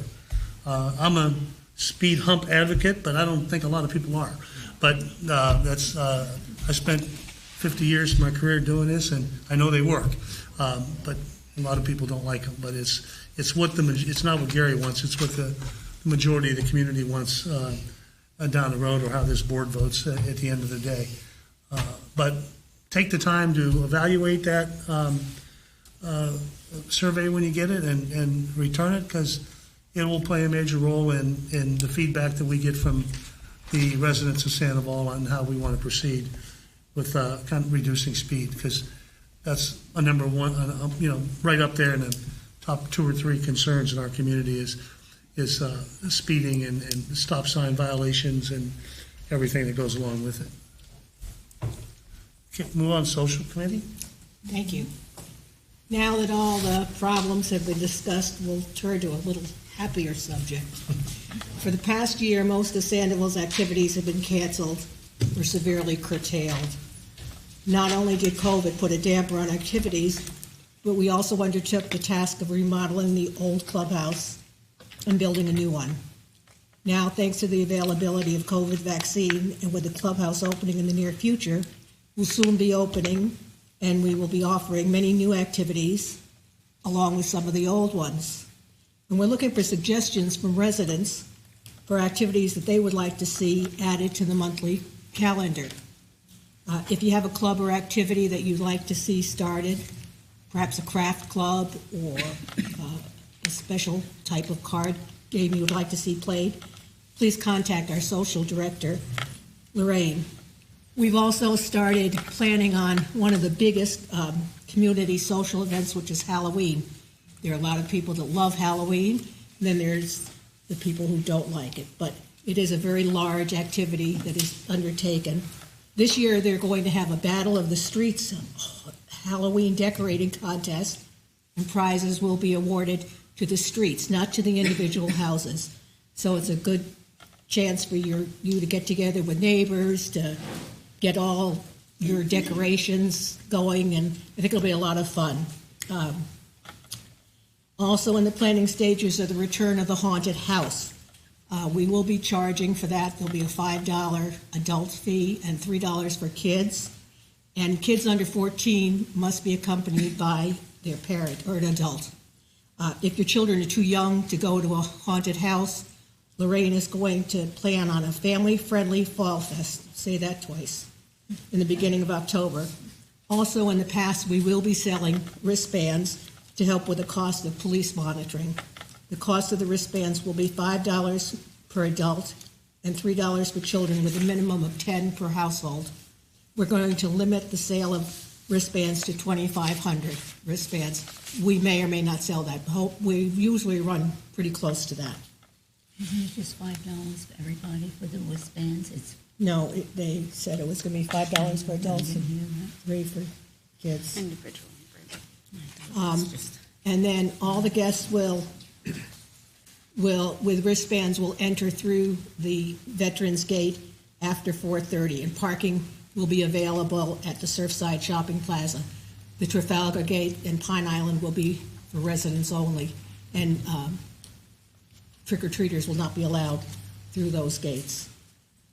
In our renovated clubhouse, we have some classes scheduled in the movement room, some new activities, including karate, Zumba, and chair exercises are returning to inside instead of being out on the pool deck, which will be nice because it's been pretty hot. There will be a $25 monthly rental fee for instructors who charge for their classes. If a class is free, there is no charge for the use of the room. And I'd like to just mention that the water aerobics class, which is very, very popular, is being increased to 3 days a week, Monday, Wednesday, and Friday, from 9:30 to 10:30. With all that's planned and all future events that we plan on having, we'd like to see some resident participation for volunteering. And we encourage you to think about volunteering for some of these activities. It's a great way to meet new people and a great way to serve your community. Thank you. Thank you, Lynn. We'll move on to old business. Casey, the Lakes and Landscape Committee updates, please. Yes, so at a previous board, it was announced there were, the landscape chairperson had stepped down, so we sent out, per the board's request, solicitation for volunteers. We received those names back. We did present them to some of the board members inquiring next steps, and then it was asked to send out to those individuals some background history of what their expertise were in the landscape department. We really didn't receive specifications back in regards to kind of what they were bringing to the table there for this committee. So management has spoke to President Gary, and I think that the landscape committee, the persons that are still on the committee, to speak with the general manager as well as these individuals to kind of get a gauge of what they are able to bring to the committee. So that's where we stand with the landscape committee. And then in regards to the lake committee, we've really been wanting Steve Putnam to be the chairperson there. We don't have a chairperson there, however. We do have names, and to my knowledge, these names that were presented to the board of directors, if the board would adopt or vote or however approve these names for the lake committee. And then as of right now, they don't have a chairperson, so they would need to figure that out. What are you looking for the board to? Just approve, you accept the lake committee volunteer name. Okay. Mm-hmm. Has everybody had a chance to review that? Yeah.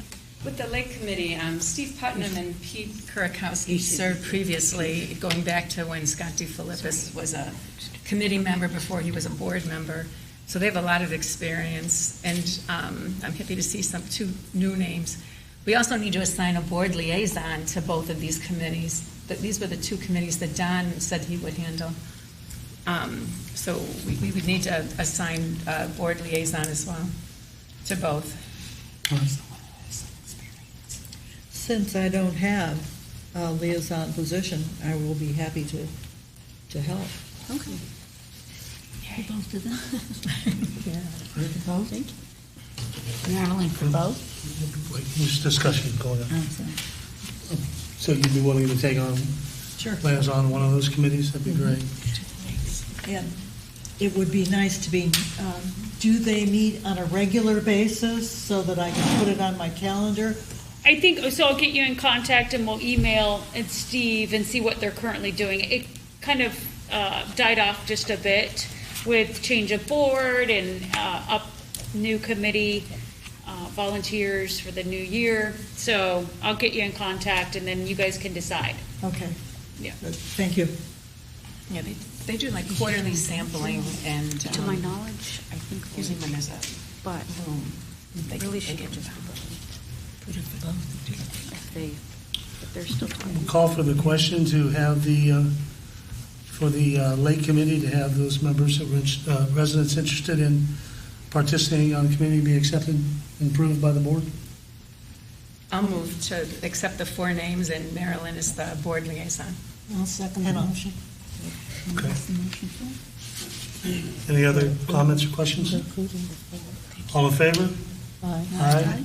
Opposed? So moved. Or for the lake. Thank you, Lake- Casey. Yes, Lake Committee. and We'll then move on Maryland's to done board liaison. the compliance. You have wanted to recap some of the There is. fines and covenants. Where are we at? So we touched on the suspension of use rights, we'll address those. And then the Covenants Committee met for their July meeting, and there was a correction from the board packet that I sent out with account number 0060-01. That's actually a suggested full fine for $6,000 in violations. This is a habitual violations offender since February. So this person had opportunity after opportunity, and instead of the $100 per fine that the board changed it to, it's now a habitual offender, and they would be at the $1,000 marker for each fine. So that was the recommendation of the Covenants Committee as well. And then the other 3 are 0386, 0365, 0756, mulch, roof, weeds and sod, $100 each for each one of those. I move to approve these fines as recommended by the Covenants Board. I'll second. I have one question as part of the discussion. The $6,000 fine, does that already include restriction from amenities and gate access? Is that already included? Or do we have to amend approval to include that? Their account falls under what the board already, so if it had not, then they would have. But right now, they're delinquent, so it falls under the suspension. They're already suspended. In this case. So they are currently Right. suspended.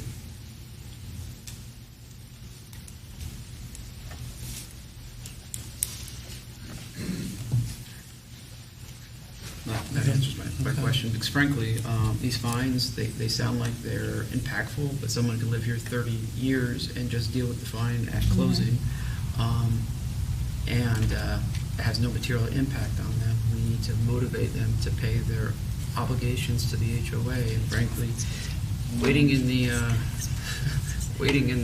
the visitor line is impactful. Yes. Frankly. Yes. Any other questions or comments? Call for the question. All in favor? Aye. Opposed? Motion carries. I'm going to move on to some clarification on the towing policy. The security over the past month or two has done a pretty good job overall of towing vehicles that are parked overnight on the street.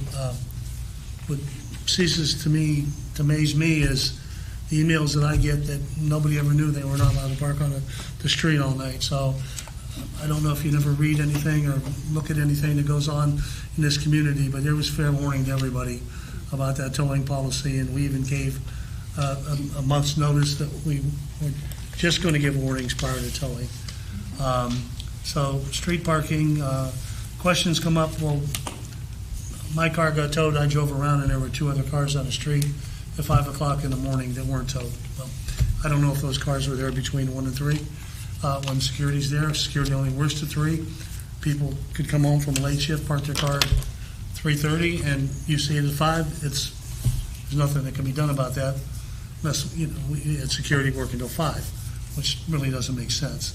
Another issue we run into is that certain cars, if they're low riders or whatever, or the way they're parked, the towing company will refuse to tow them because of potential damages to the vehicle that they don't want to incur.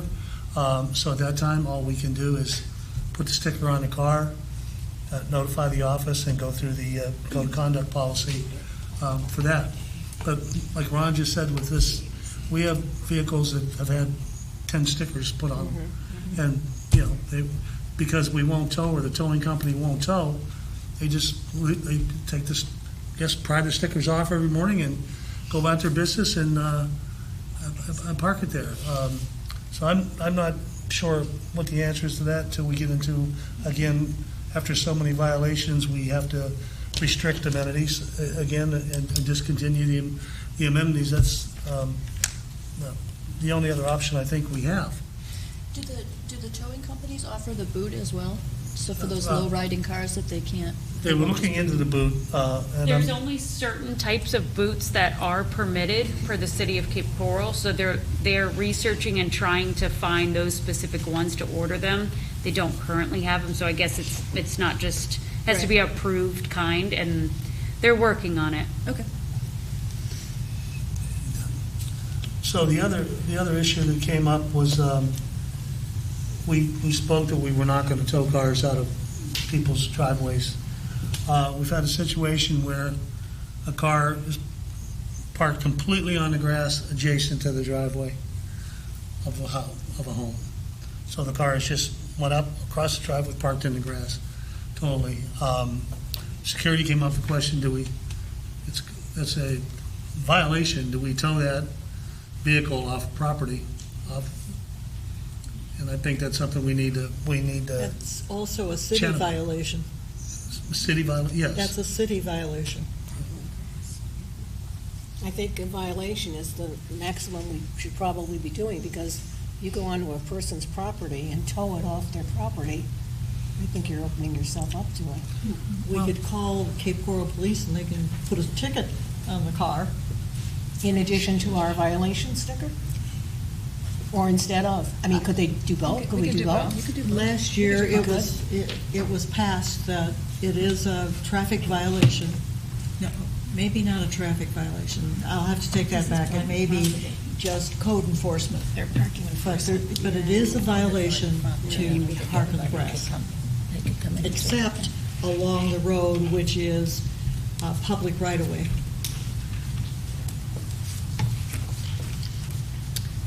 Yeah, that's a tough one. Well, are we fining, in this example, have we fined them $100? Because every single time that vehicle should be there, they should be fined a minimum of $100. That's actually more advantageous to the community because they're getting the revenue.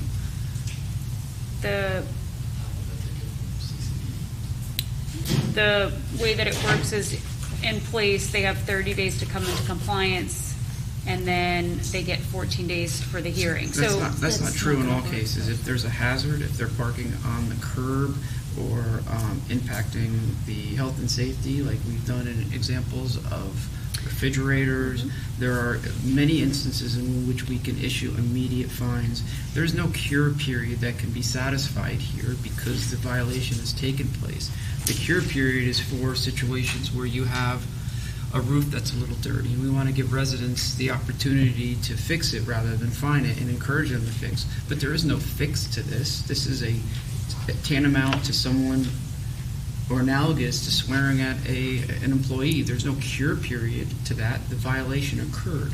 Therefore, I would take the position that it would be an immediate fine, and therefore we should be getting revenue in each and every one of these cases because there is no cure period. Is there opportunity as well to be able to raise the fine limit when all 4 tires? Like, I mean, it's a little bit different whether you're, you kind of pulled up along the side of the street and you have half of 1 tire on the grass versus you're parked in the middle of your front yard.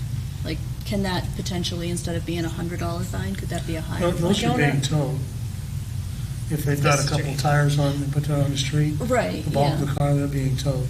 But I mean, It's the price? statutory, it's my understanding. Oh, it's not The something amount we is can set. statutory, but you could fine them every single time. It happens and it So builds up. issue the fine, but if we're going to proceed on a cure period, you're never going to effectively enforce this because the next day it'll be off, 2 days Right. later it'll be back on, and they'll argue they cured. So I think going through a cure period is the wrong approach. I think an immediate fine needs to be issued, like we have done in many instances of clear violations. This is just not appropriate for this scenario in my mind. I agree with what Ron is suggesting with the immediate fine in these circumstances where they're not parked on the street touching the grass, but, in front of their house on the grass, absolutely. And we're seeing many vehicles that have 2 vehicles in a driveway, then they'll pull another perpendicular, but they're completely blocking the sidewalk. Again, that should be a sticker and a fine, because that's not legal. Or the back tires are still hanging out Right. in the street, half in the driveway, half in the street. That would be another situation. Is that towable or not? I think we may have taken the position that we're not going to go on any Okay. private property, and that makes sense, but we do have alternatives. And Right. if we're not going to take the approach of immediate fine, we need to have a much more robust conversation of alternatives. But I think absent an immediate fine, we need to come up with an alternative that doesn't include a cure period. Casey, you and I can work on clarifying some of the language on here and bring it back for the board's approval. But I think that everything we're kicking around tonight makes sense to that. And I think the last point was overnight parking in any of the community lots, Calypso, the dog park. The clubhouse area without a pass. The public areas without a pass. Got a complaint that a U-Haul truck was parked there for a couple of days, and complaint was wondering why the truck wasn't towed. And I don't think we've ever clarified whether, under those circumstances, we're going to tow those vehicles without a pass. Well, in the information that went out regarding towing, it was clearly stated there's no overnight parking at the dog parks or Right. Calypso. The parks close at dusk, there's no parking. And the security was chasing cars out of there, before midnight, when there were kids and others Right. there. In that situation, a fine wouldn't work either, because you have to be able to tie to a homeowner, and you're not going to do that with a U-Haul. So Right. we need to have another plan in place for those situations.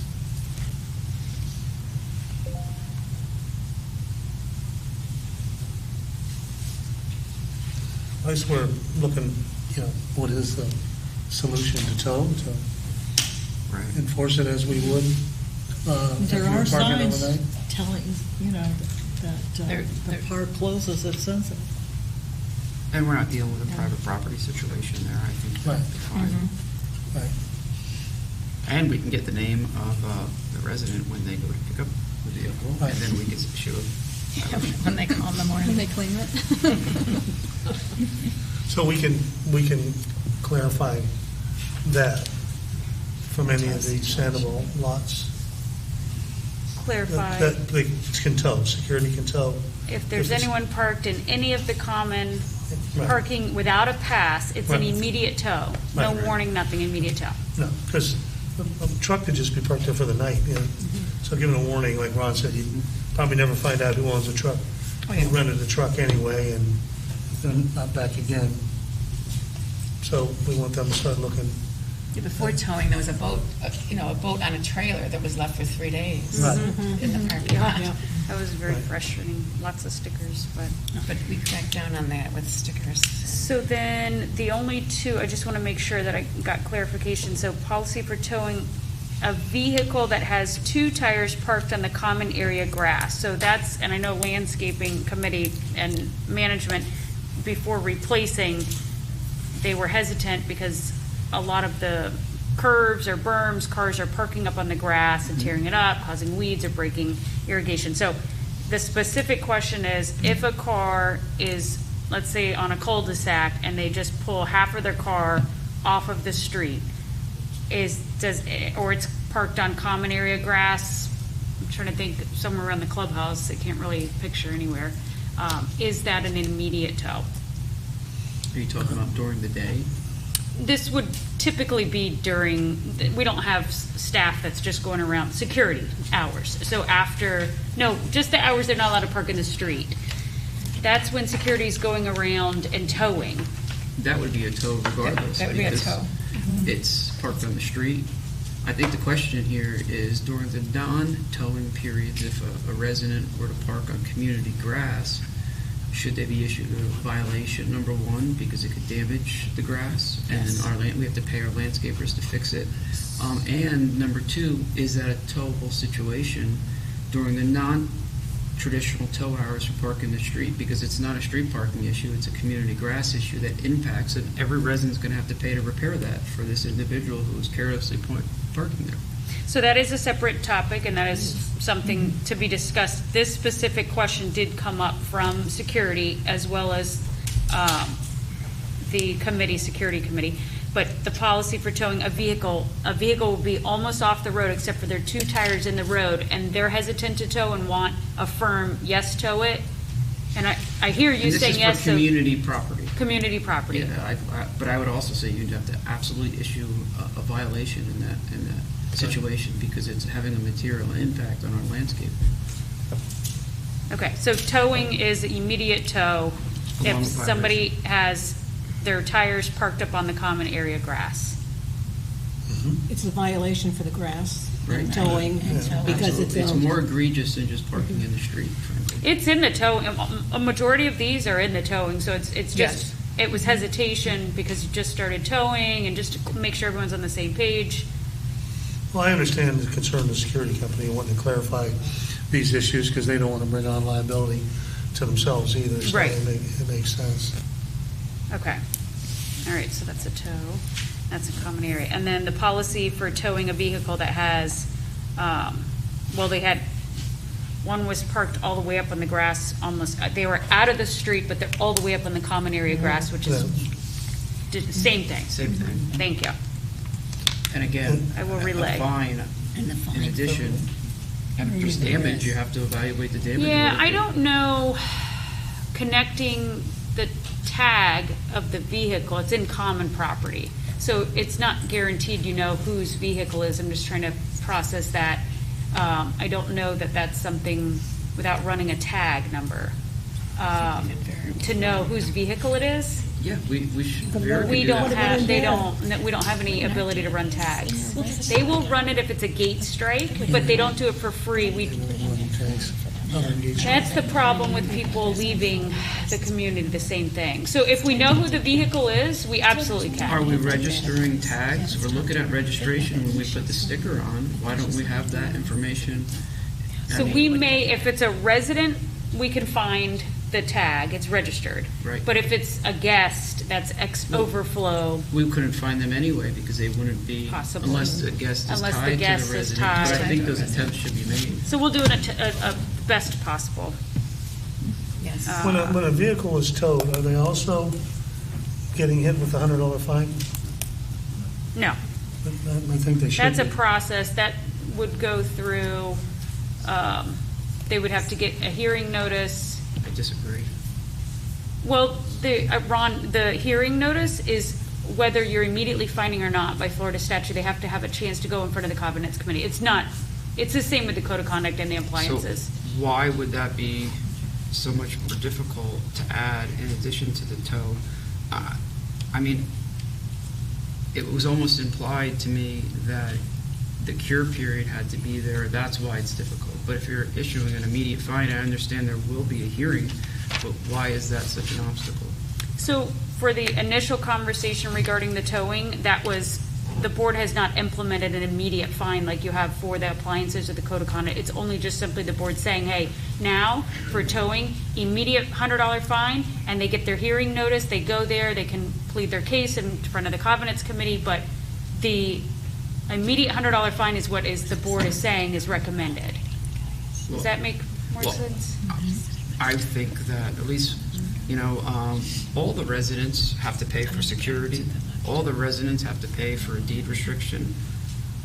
It's at least my opinion, the people who force us to have security, the people who force us to have to pay for the deed restriction, employees should be the one that's carrying the cost. And frankly, in this case, it's the ones that are ignoring the rules should be carrying the cost of security, and therefore a fine should be in place in addition to the towing. That's my 2 cents on it, but I would certainly like to hear a fine associated with having to utilize security to call a tow company. Yeah, I agree with that. Anyone want to entertain a motion for that? I'll make the motion to add a $100 fine for each vehicle that is stickered and or towed for immediate violation. You have a second? I'll second. Madeline seconds. Any other comments? And I'll just add that it sounds like we're talking fine, but we're not even close to paying for the resources we're utilizing to police this. And every resident pays for it. I mean, we have to pay security, we have to pay the deed restriction person, and these fines aren't covering those costs. So the people that aren't being conscious of the rules and following them, why should we carry those costs? Any other comments? I will share that we have a house that was rented and is vacant now, and we want to put it on the market to sell it. Now is a good time to sell. Recently, we had a new sprinkler system installed. The installer put the wrong nights that we could sprinkle our lawns, and it was reported, and we received the notice. The first time it's waived, the fine is waived. The second time it's $100, and it keeps escalating if you keep violating. So I think the maximum fine is $400, but I'm thinking that perhaps if there are individuals that are consistently violating, that perhaps we need to think about an escalation of the fines. I don't know whether that happens. I think in time we will have some background to look at. I think that will go up to subsequent violations where it hits the $1,000 mark, then their amenities are suspended. They would automatically go after this one. They would go, if they were habitual, they could go to the max $1,000 the second time if they do it. Right, someplace. Call for the question. All in favor? Aye. Aye. Opposed? Motion carries. Any additional agenda items? So this got skipped under the gate. This was one I added in here. So the Envera Committee proposal for replacing that Trafalgar Gate exit, to update it to trend how the remainder of the community is going with the one motor, and then instead of the gates being, I don't think they're even bolted, they're just slightly bolted together. So this proposal, it's $12,900 for just the Trafalgar exit gate update. So that proposal was at the request of the committee, Envera Committee. It would bring that gate, how it should have originally been done.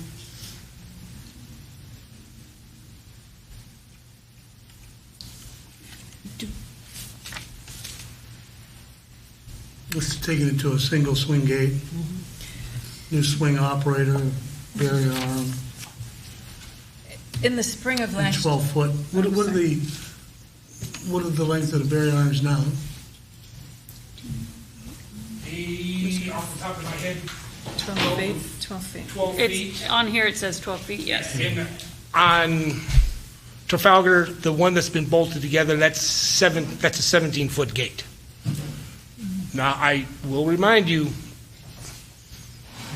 the motors, the electricity goes out, you're not getting in, you're not getting out.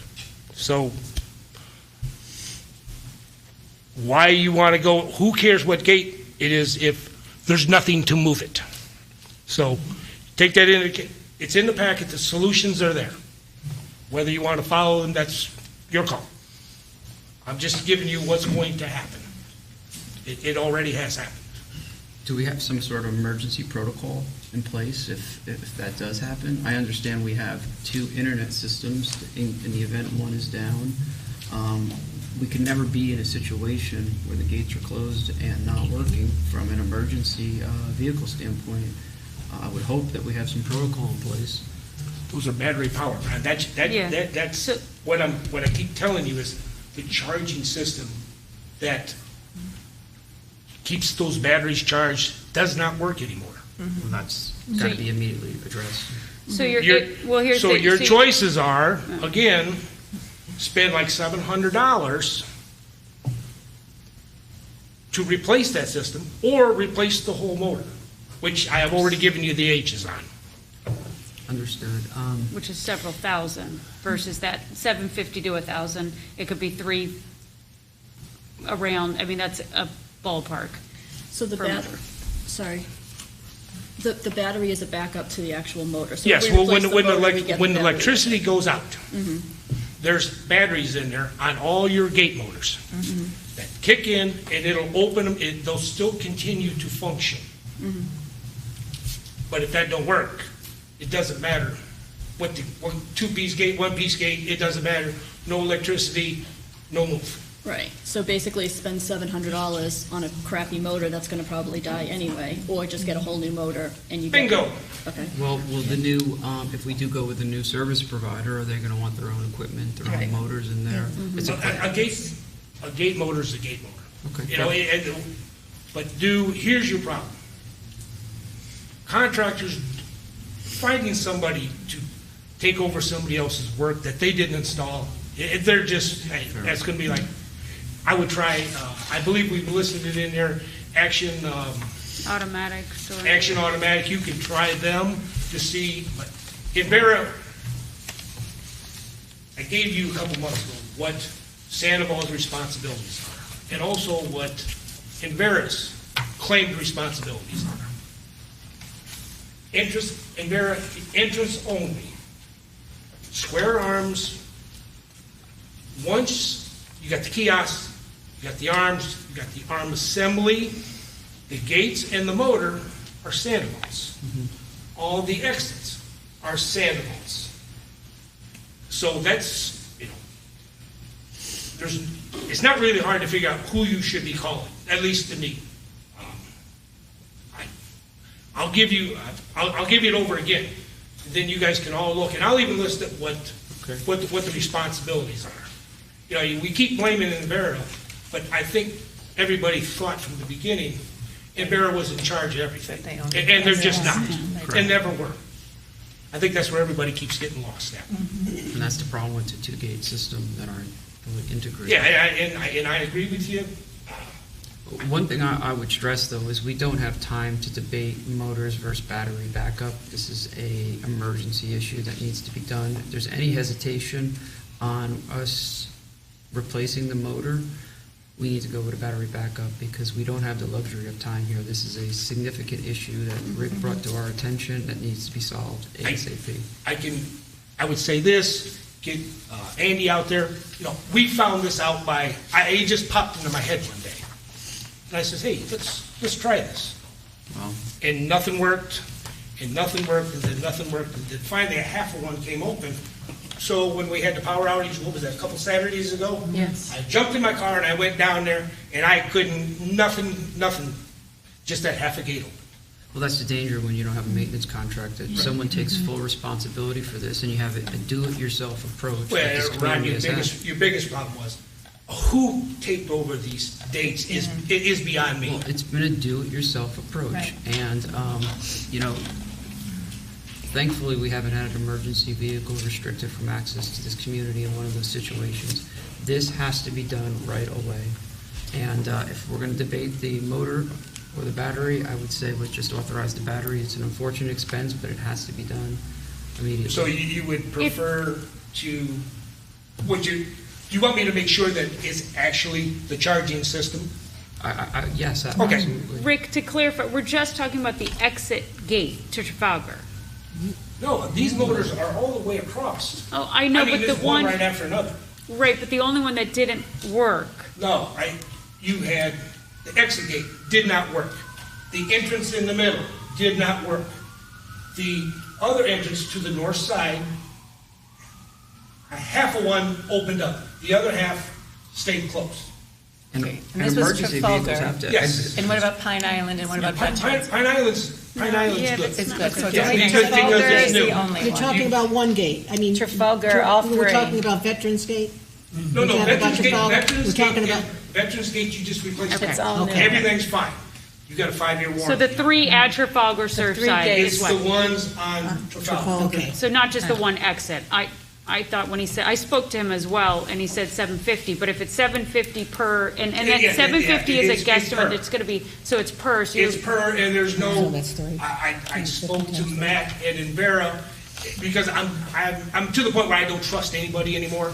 So I sort of pit one against the other, and I said to him, I says, hey, how long do these charging systems last in these motors? He says, 2-3 years tops.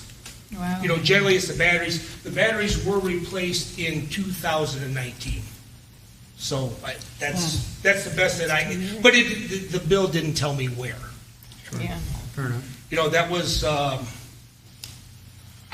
whatever number that was given, it just didn't tell me where, but there was a lot of batteries that were in fact replaced. so would it be a fair motion for the board to say approval of up to $3,000 to cover 3 battery backups at the Trafalgar Gate to No, making it? take the word battery backup, you're replacing the whole motor.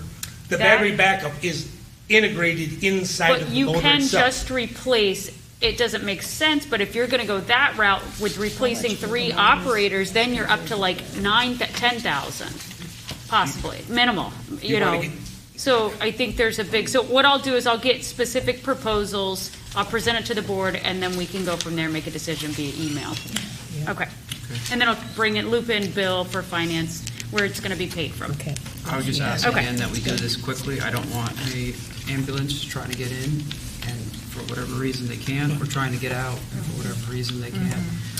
Like I said, should the power out, just follow my black Toyota, I know how to get in and out. Actually, what you would have to do is actually go down there, take the arm, unbolt that thing, and then you can swing them over. I And then- personally don't want to just No. throw a Band-Aid on a gaping No, it wound. needs to be. But no, I mean, that's what, I'm just, Thank you for bringing this to our attention. And what And then are is this the cost for the, to charge the battery is $700. no, you're replacing the complete charging system in the motor, In the motor. yes. How much is the new motor as compared to the charging system? Those new motors you should be able to get, I've seen them on the internet. But- Now, without freight, without adding stuff in there, they run about 2,200.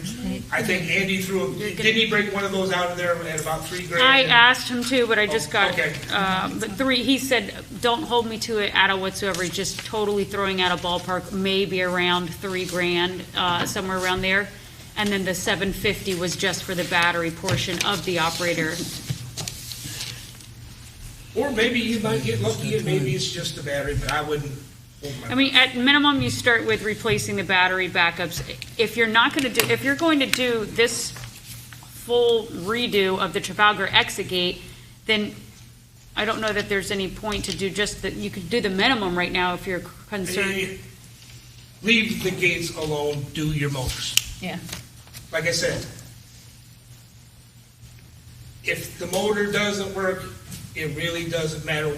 One piece, two piece, heavy, light, it doesn't matter. If it's not gonna open, it's not gonna open. Everybody clear on that? Okay, so we'll send over a proposal for motors / operators and then battery backup. There should be 2 proposals. And then the Envera Committee recommends replacing the operators' motors because you may have to start messing with parts anyways. That's only on the Trafalgar. exit side, just because of the age. Okay. Just because of the age. I mean, it's good, it's not if, it's when now. And like I said, what is that, 9 So years you're old? saying the motors and the operators on the entrance side would be worthy of replacing just the No, battery on- backup for On $750? the exit side. Right, but you said the entire Trafalgar was not working in an emergency situation when the power was shut down. Half a gate. So just a half a gate. Yeah, just a So- half a gate worked. And then I'll go down there. on a newer system, so maybe just a battery backup on that one, which is only $750 possibly. Yeah, but don't, that one works. Take care of the other ones first. Oh, I thought you said the entire, and that was the No, I urgency. said a half a gate opened. Yeah, I'll write it down again for you guys. I'd also mention that if it's going to take a couple months to do an entire motor, that's not really an option. So we need to consider the response time for each of the battery backup and the motor when evaluating these proposals. Because again, this needs to be expeditious. All right. I think currently in stock and we're ready to go. Exactly right. Any I don't want further any discussion? Rick, your committee days aren't over, so I don't think they Just, were tonight. here, just let me do it, and I'll get it open and close it, I'll get you the best price, and you won't have to worry about it. I mean, the more people you involve in this, it turns into a mess. Okay, Thank Then you. I'll hand you my barbell when I'm done. thank you. I'll entertain adjournment to open forum. I make the motion. I second. Am I going to be able You're at As soon open as we forum. adjourn, yes. All in favor? Aye. Carries? Okay, we have, let's start, so Linda, you had signed up at the top, but we'll go ahead and start you at first at the bottom. I just wanted to talk about, I know you were talking about the landscape committee. I'm a little confused. Okay. Because you didn't appoint anybody, you didn't talk about it. Yeah. Okay. I said I'm Sure. a little confused about the landscape committee. I hear? I'm confused about it. Because you didn't appoint anybody, and I don't understand because, I mean, I responded to 2 emails that were sent out about the landscape volunteers, and I volunteered. I sent it to the board. I also sent it to, what was it, Nicole from,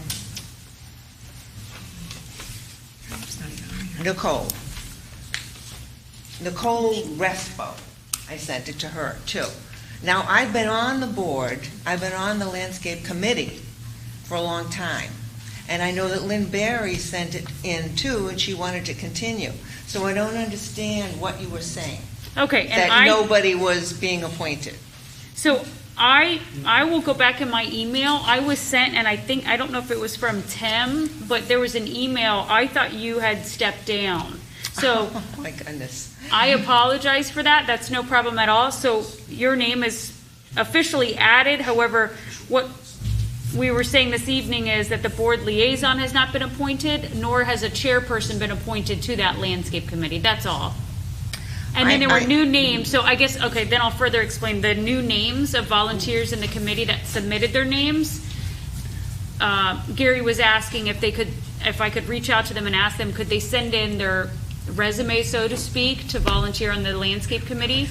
And I did not receive any back from the new people, not anyone that's currently on the committee. So yourself and Lynn Barry, no problem, you guys are on there. For new coming in, just trying to find a little bit of history of their landscape background. Yes, I know that Tim stepped down, and I know that Allison stepped down. Very disappointed about that one. But I never stepped down. Wonderful. I got 2 emails. I've got the emails right here. Okay. So I was totally confused, and I wanted to come tonight to see if you were actually going to talk about who was going to be on the committee, but then you said that, and I said, whoa. Yeah, no, thank you for coming, and I apologize for any inconvenience, and we definitely will put you on the list. Okay, well, I hope we can get a chairperson soon. Yes. All right, thank you. Thank you. Thank you. And we still need a board liaison too. I got this in the mail. For landscape.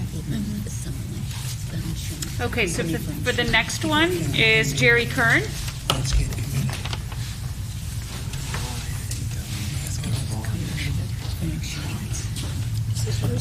Hi. First and foremost, I just want to say thanks to all of the board members and Casey. As a board for Somerville, I totally understand what you guys have to go through all the time. And, you know, personally, I wanted you all to know that, you know, everything you do is tremendously appreciated. Thank you, Jerry. Had a couple of things, and I think we already talked about that the paving update is scheduled for August coming up, which is fine. The first item, Calypso, we had the sign on the pier was removed due to vandalism. I was just curious, and then over the course of the last several years, we've had a couple of lightning strikes that have taken out trees and so forth. Is there any plans to continue the beautification of Calypso and keep the maintenance of that park up to par? That's my first question. Also, I noticed there's lift pavers around some of the picnic tables and along some of where the benches and so forth think. So I think it's a trip hazard to some areas.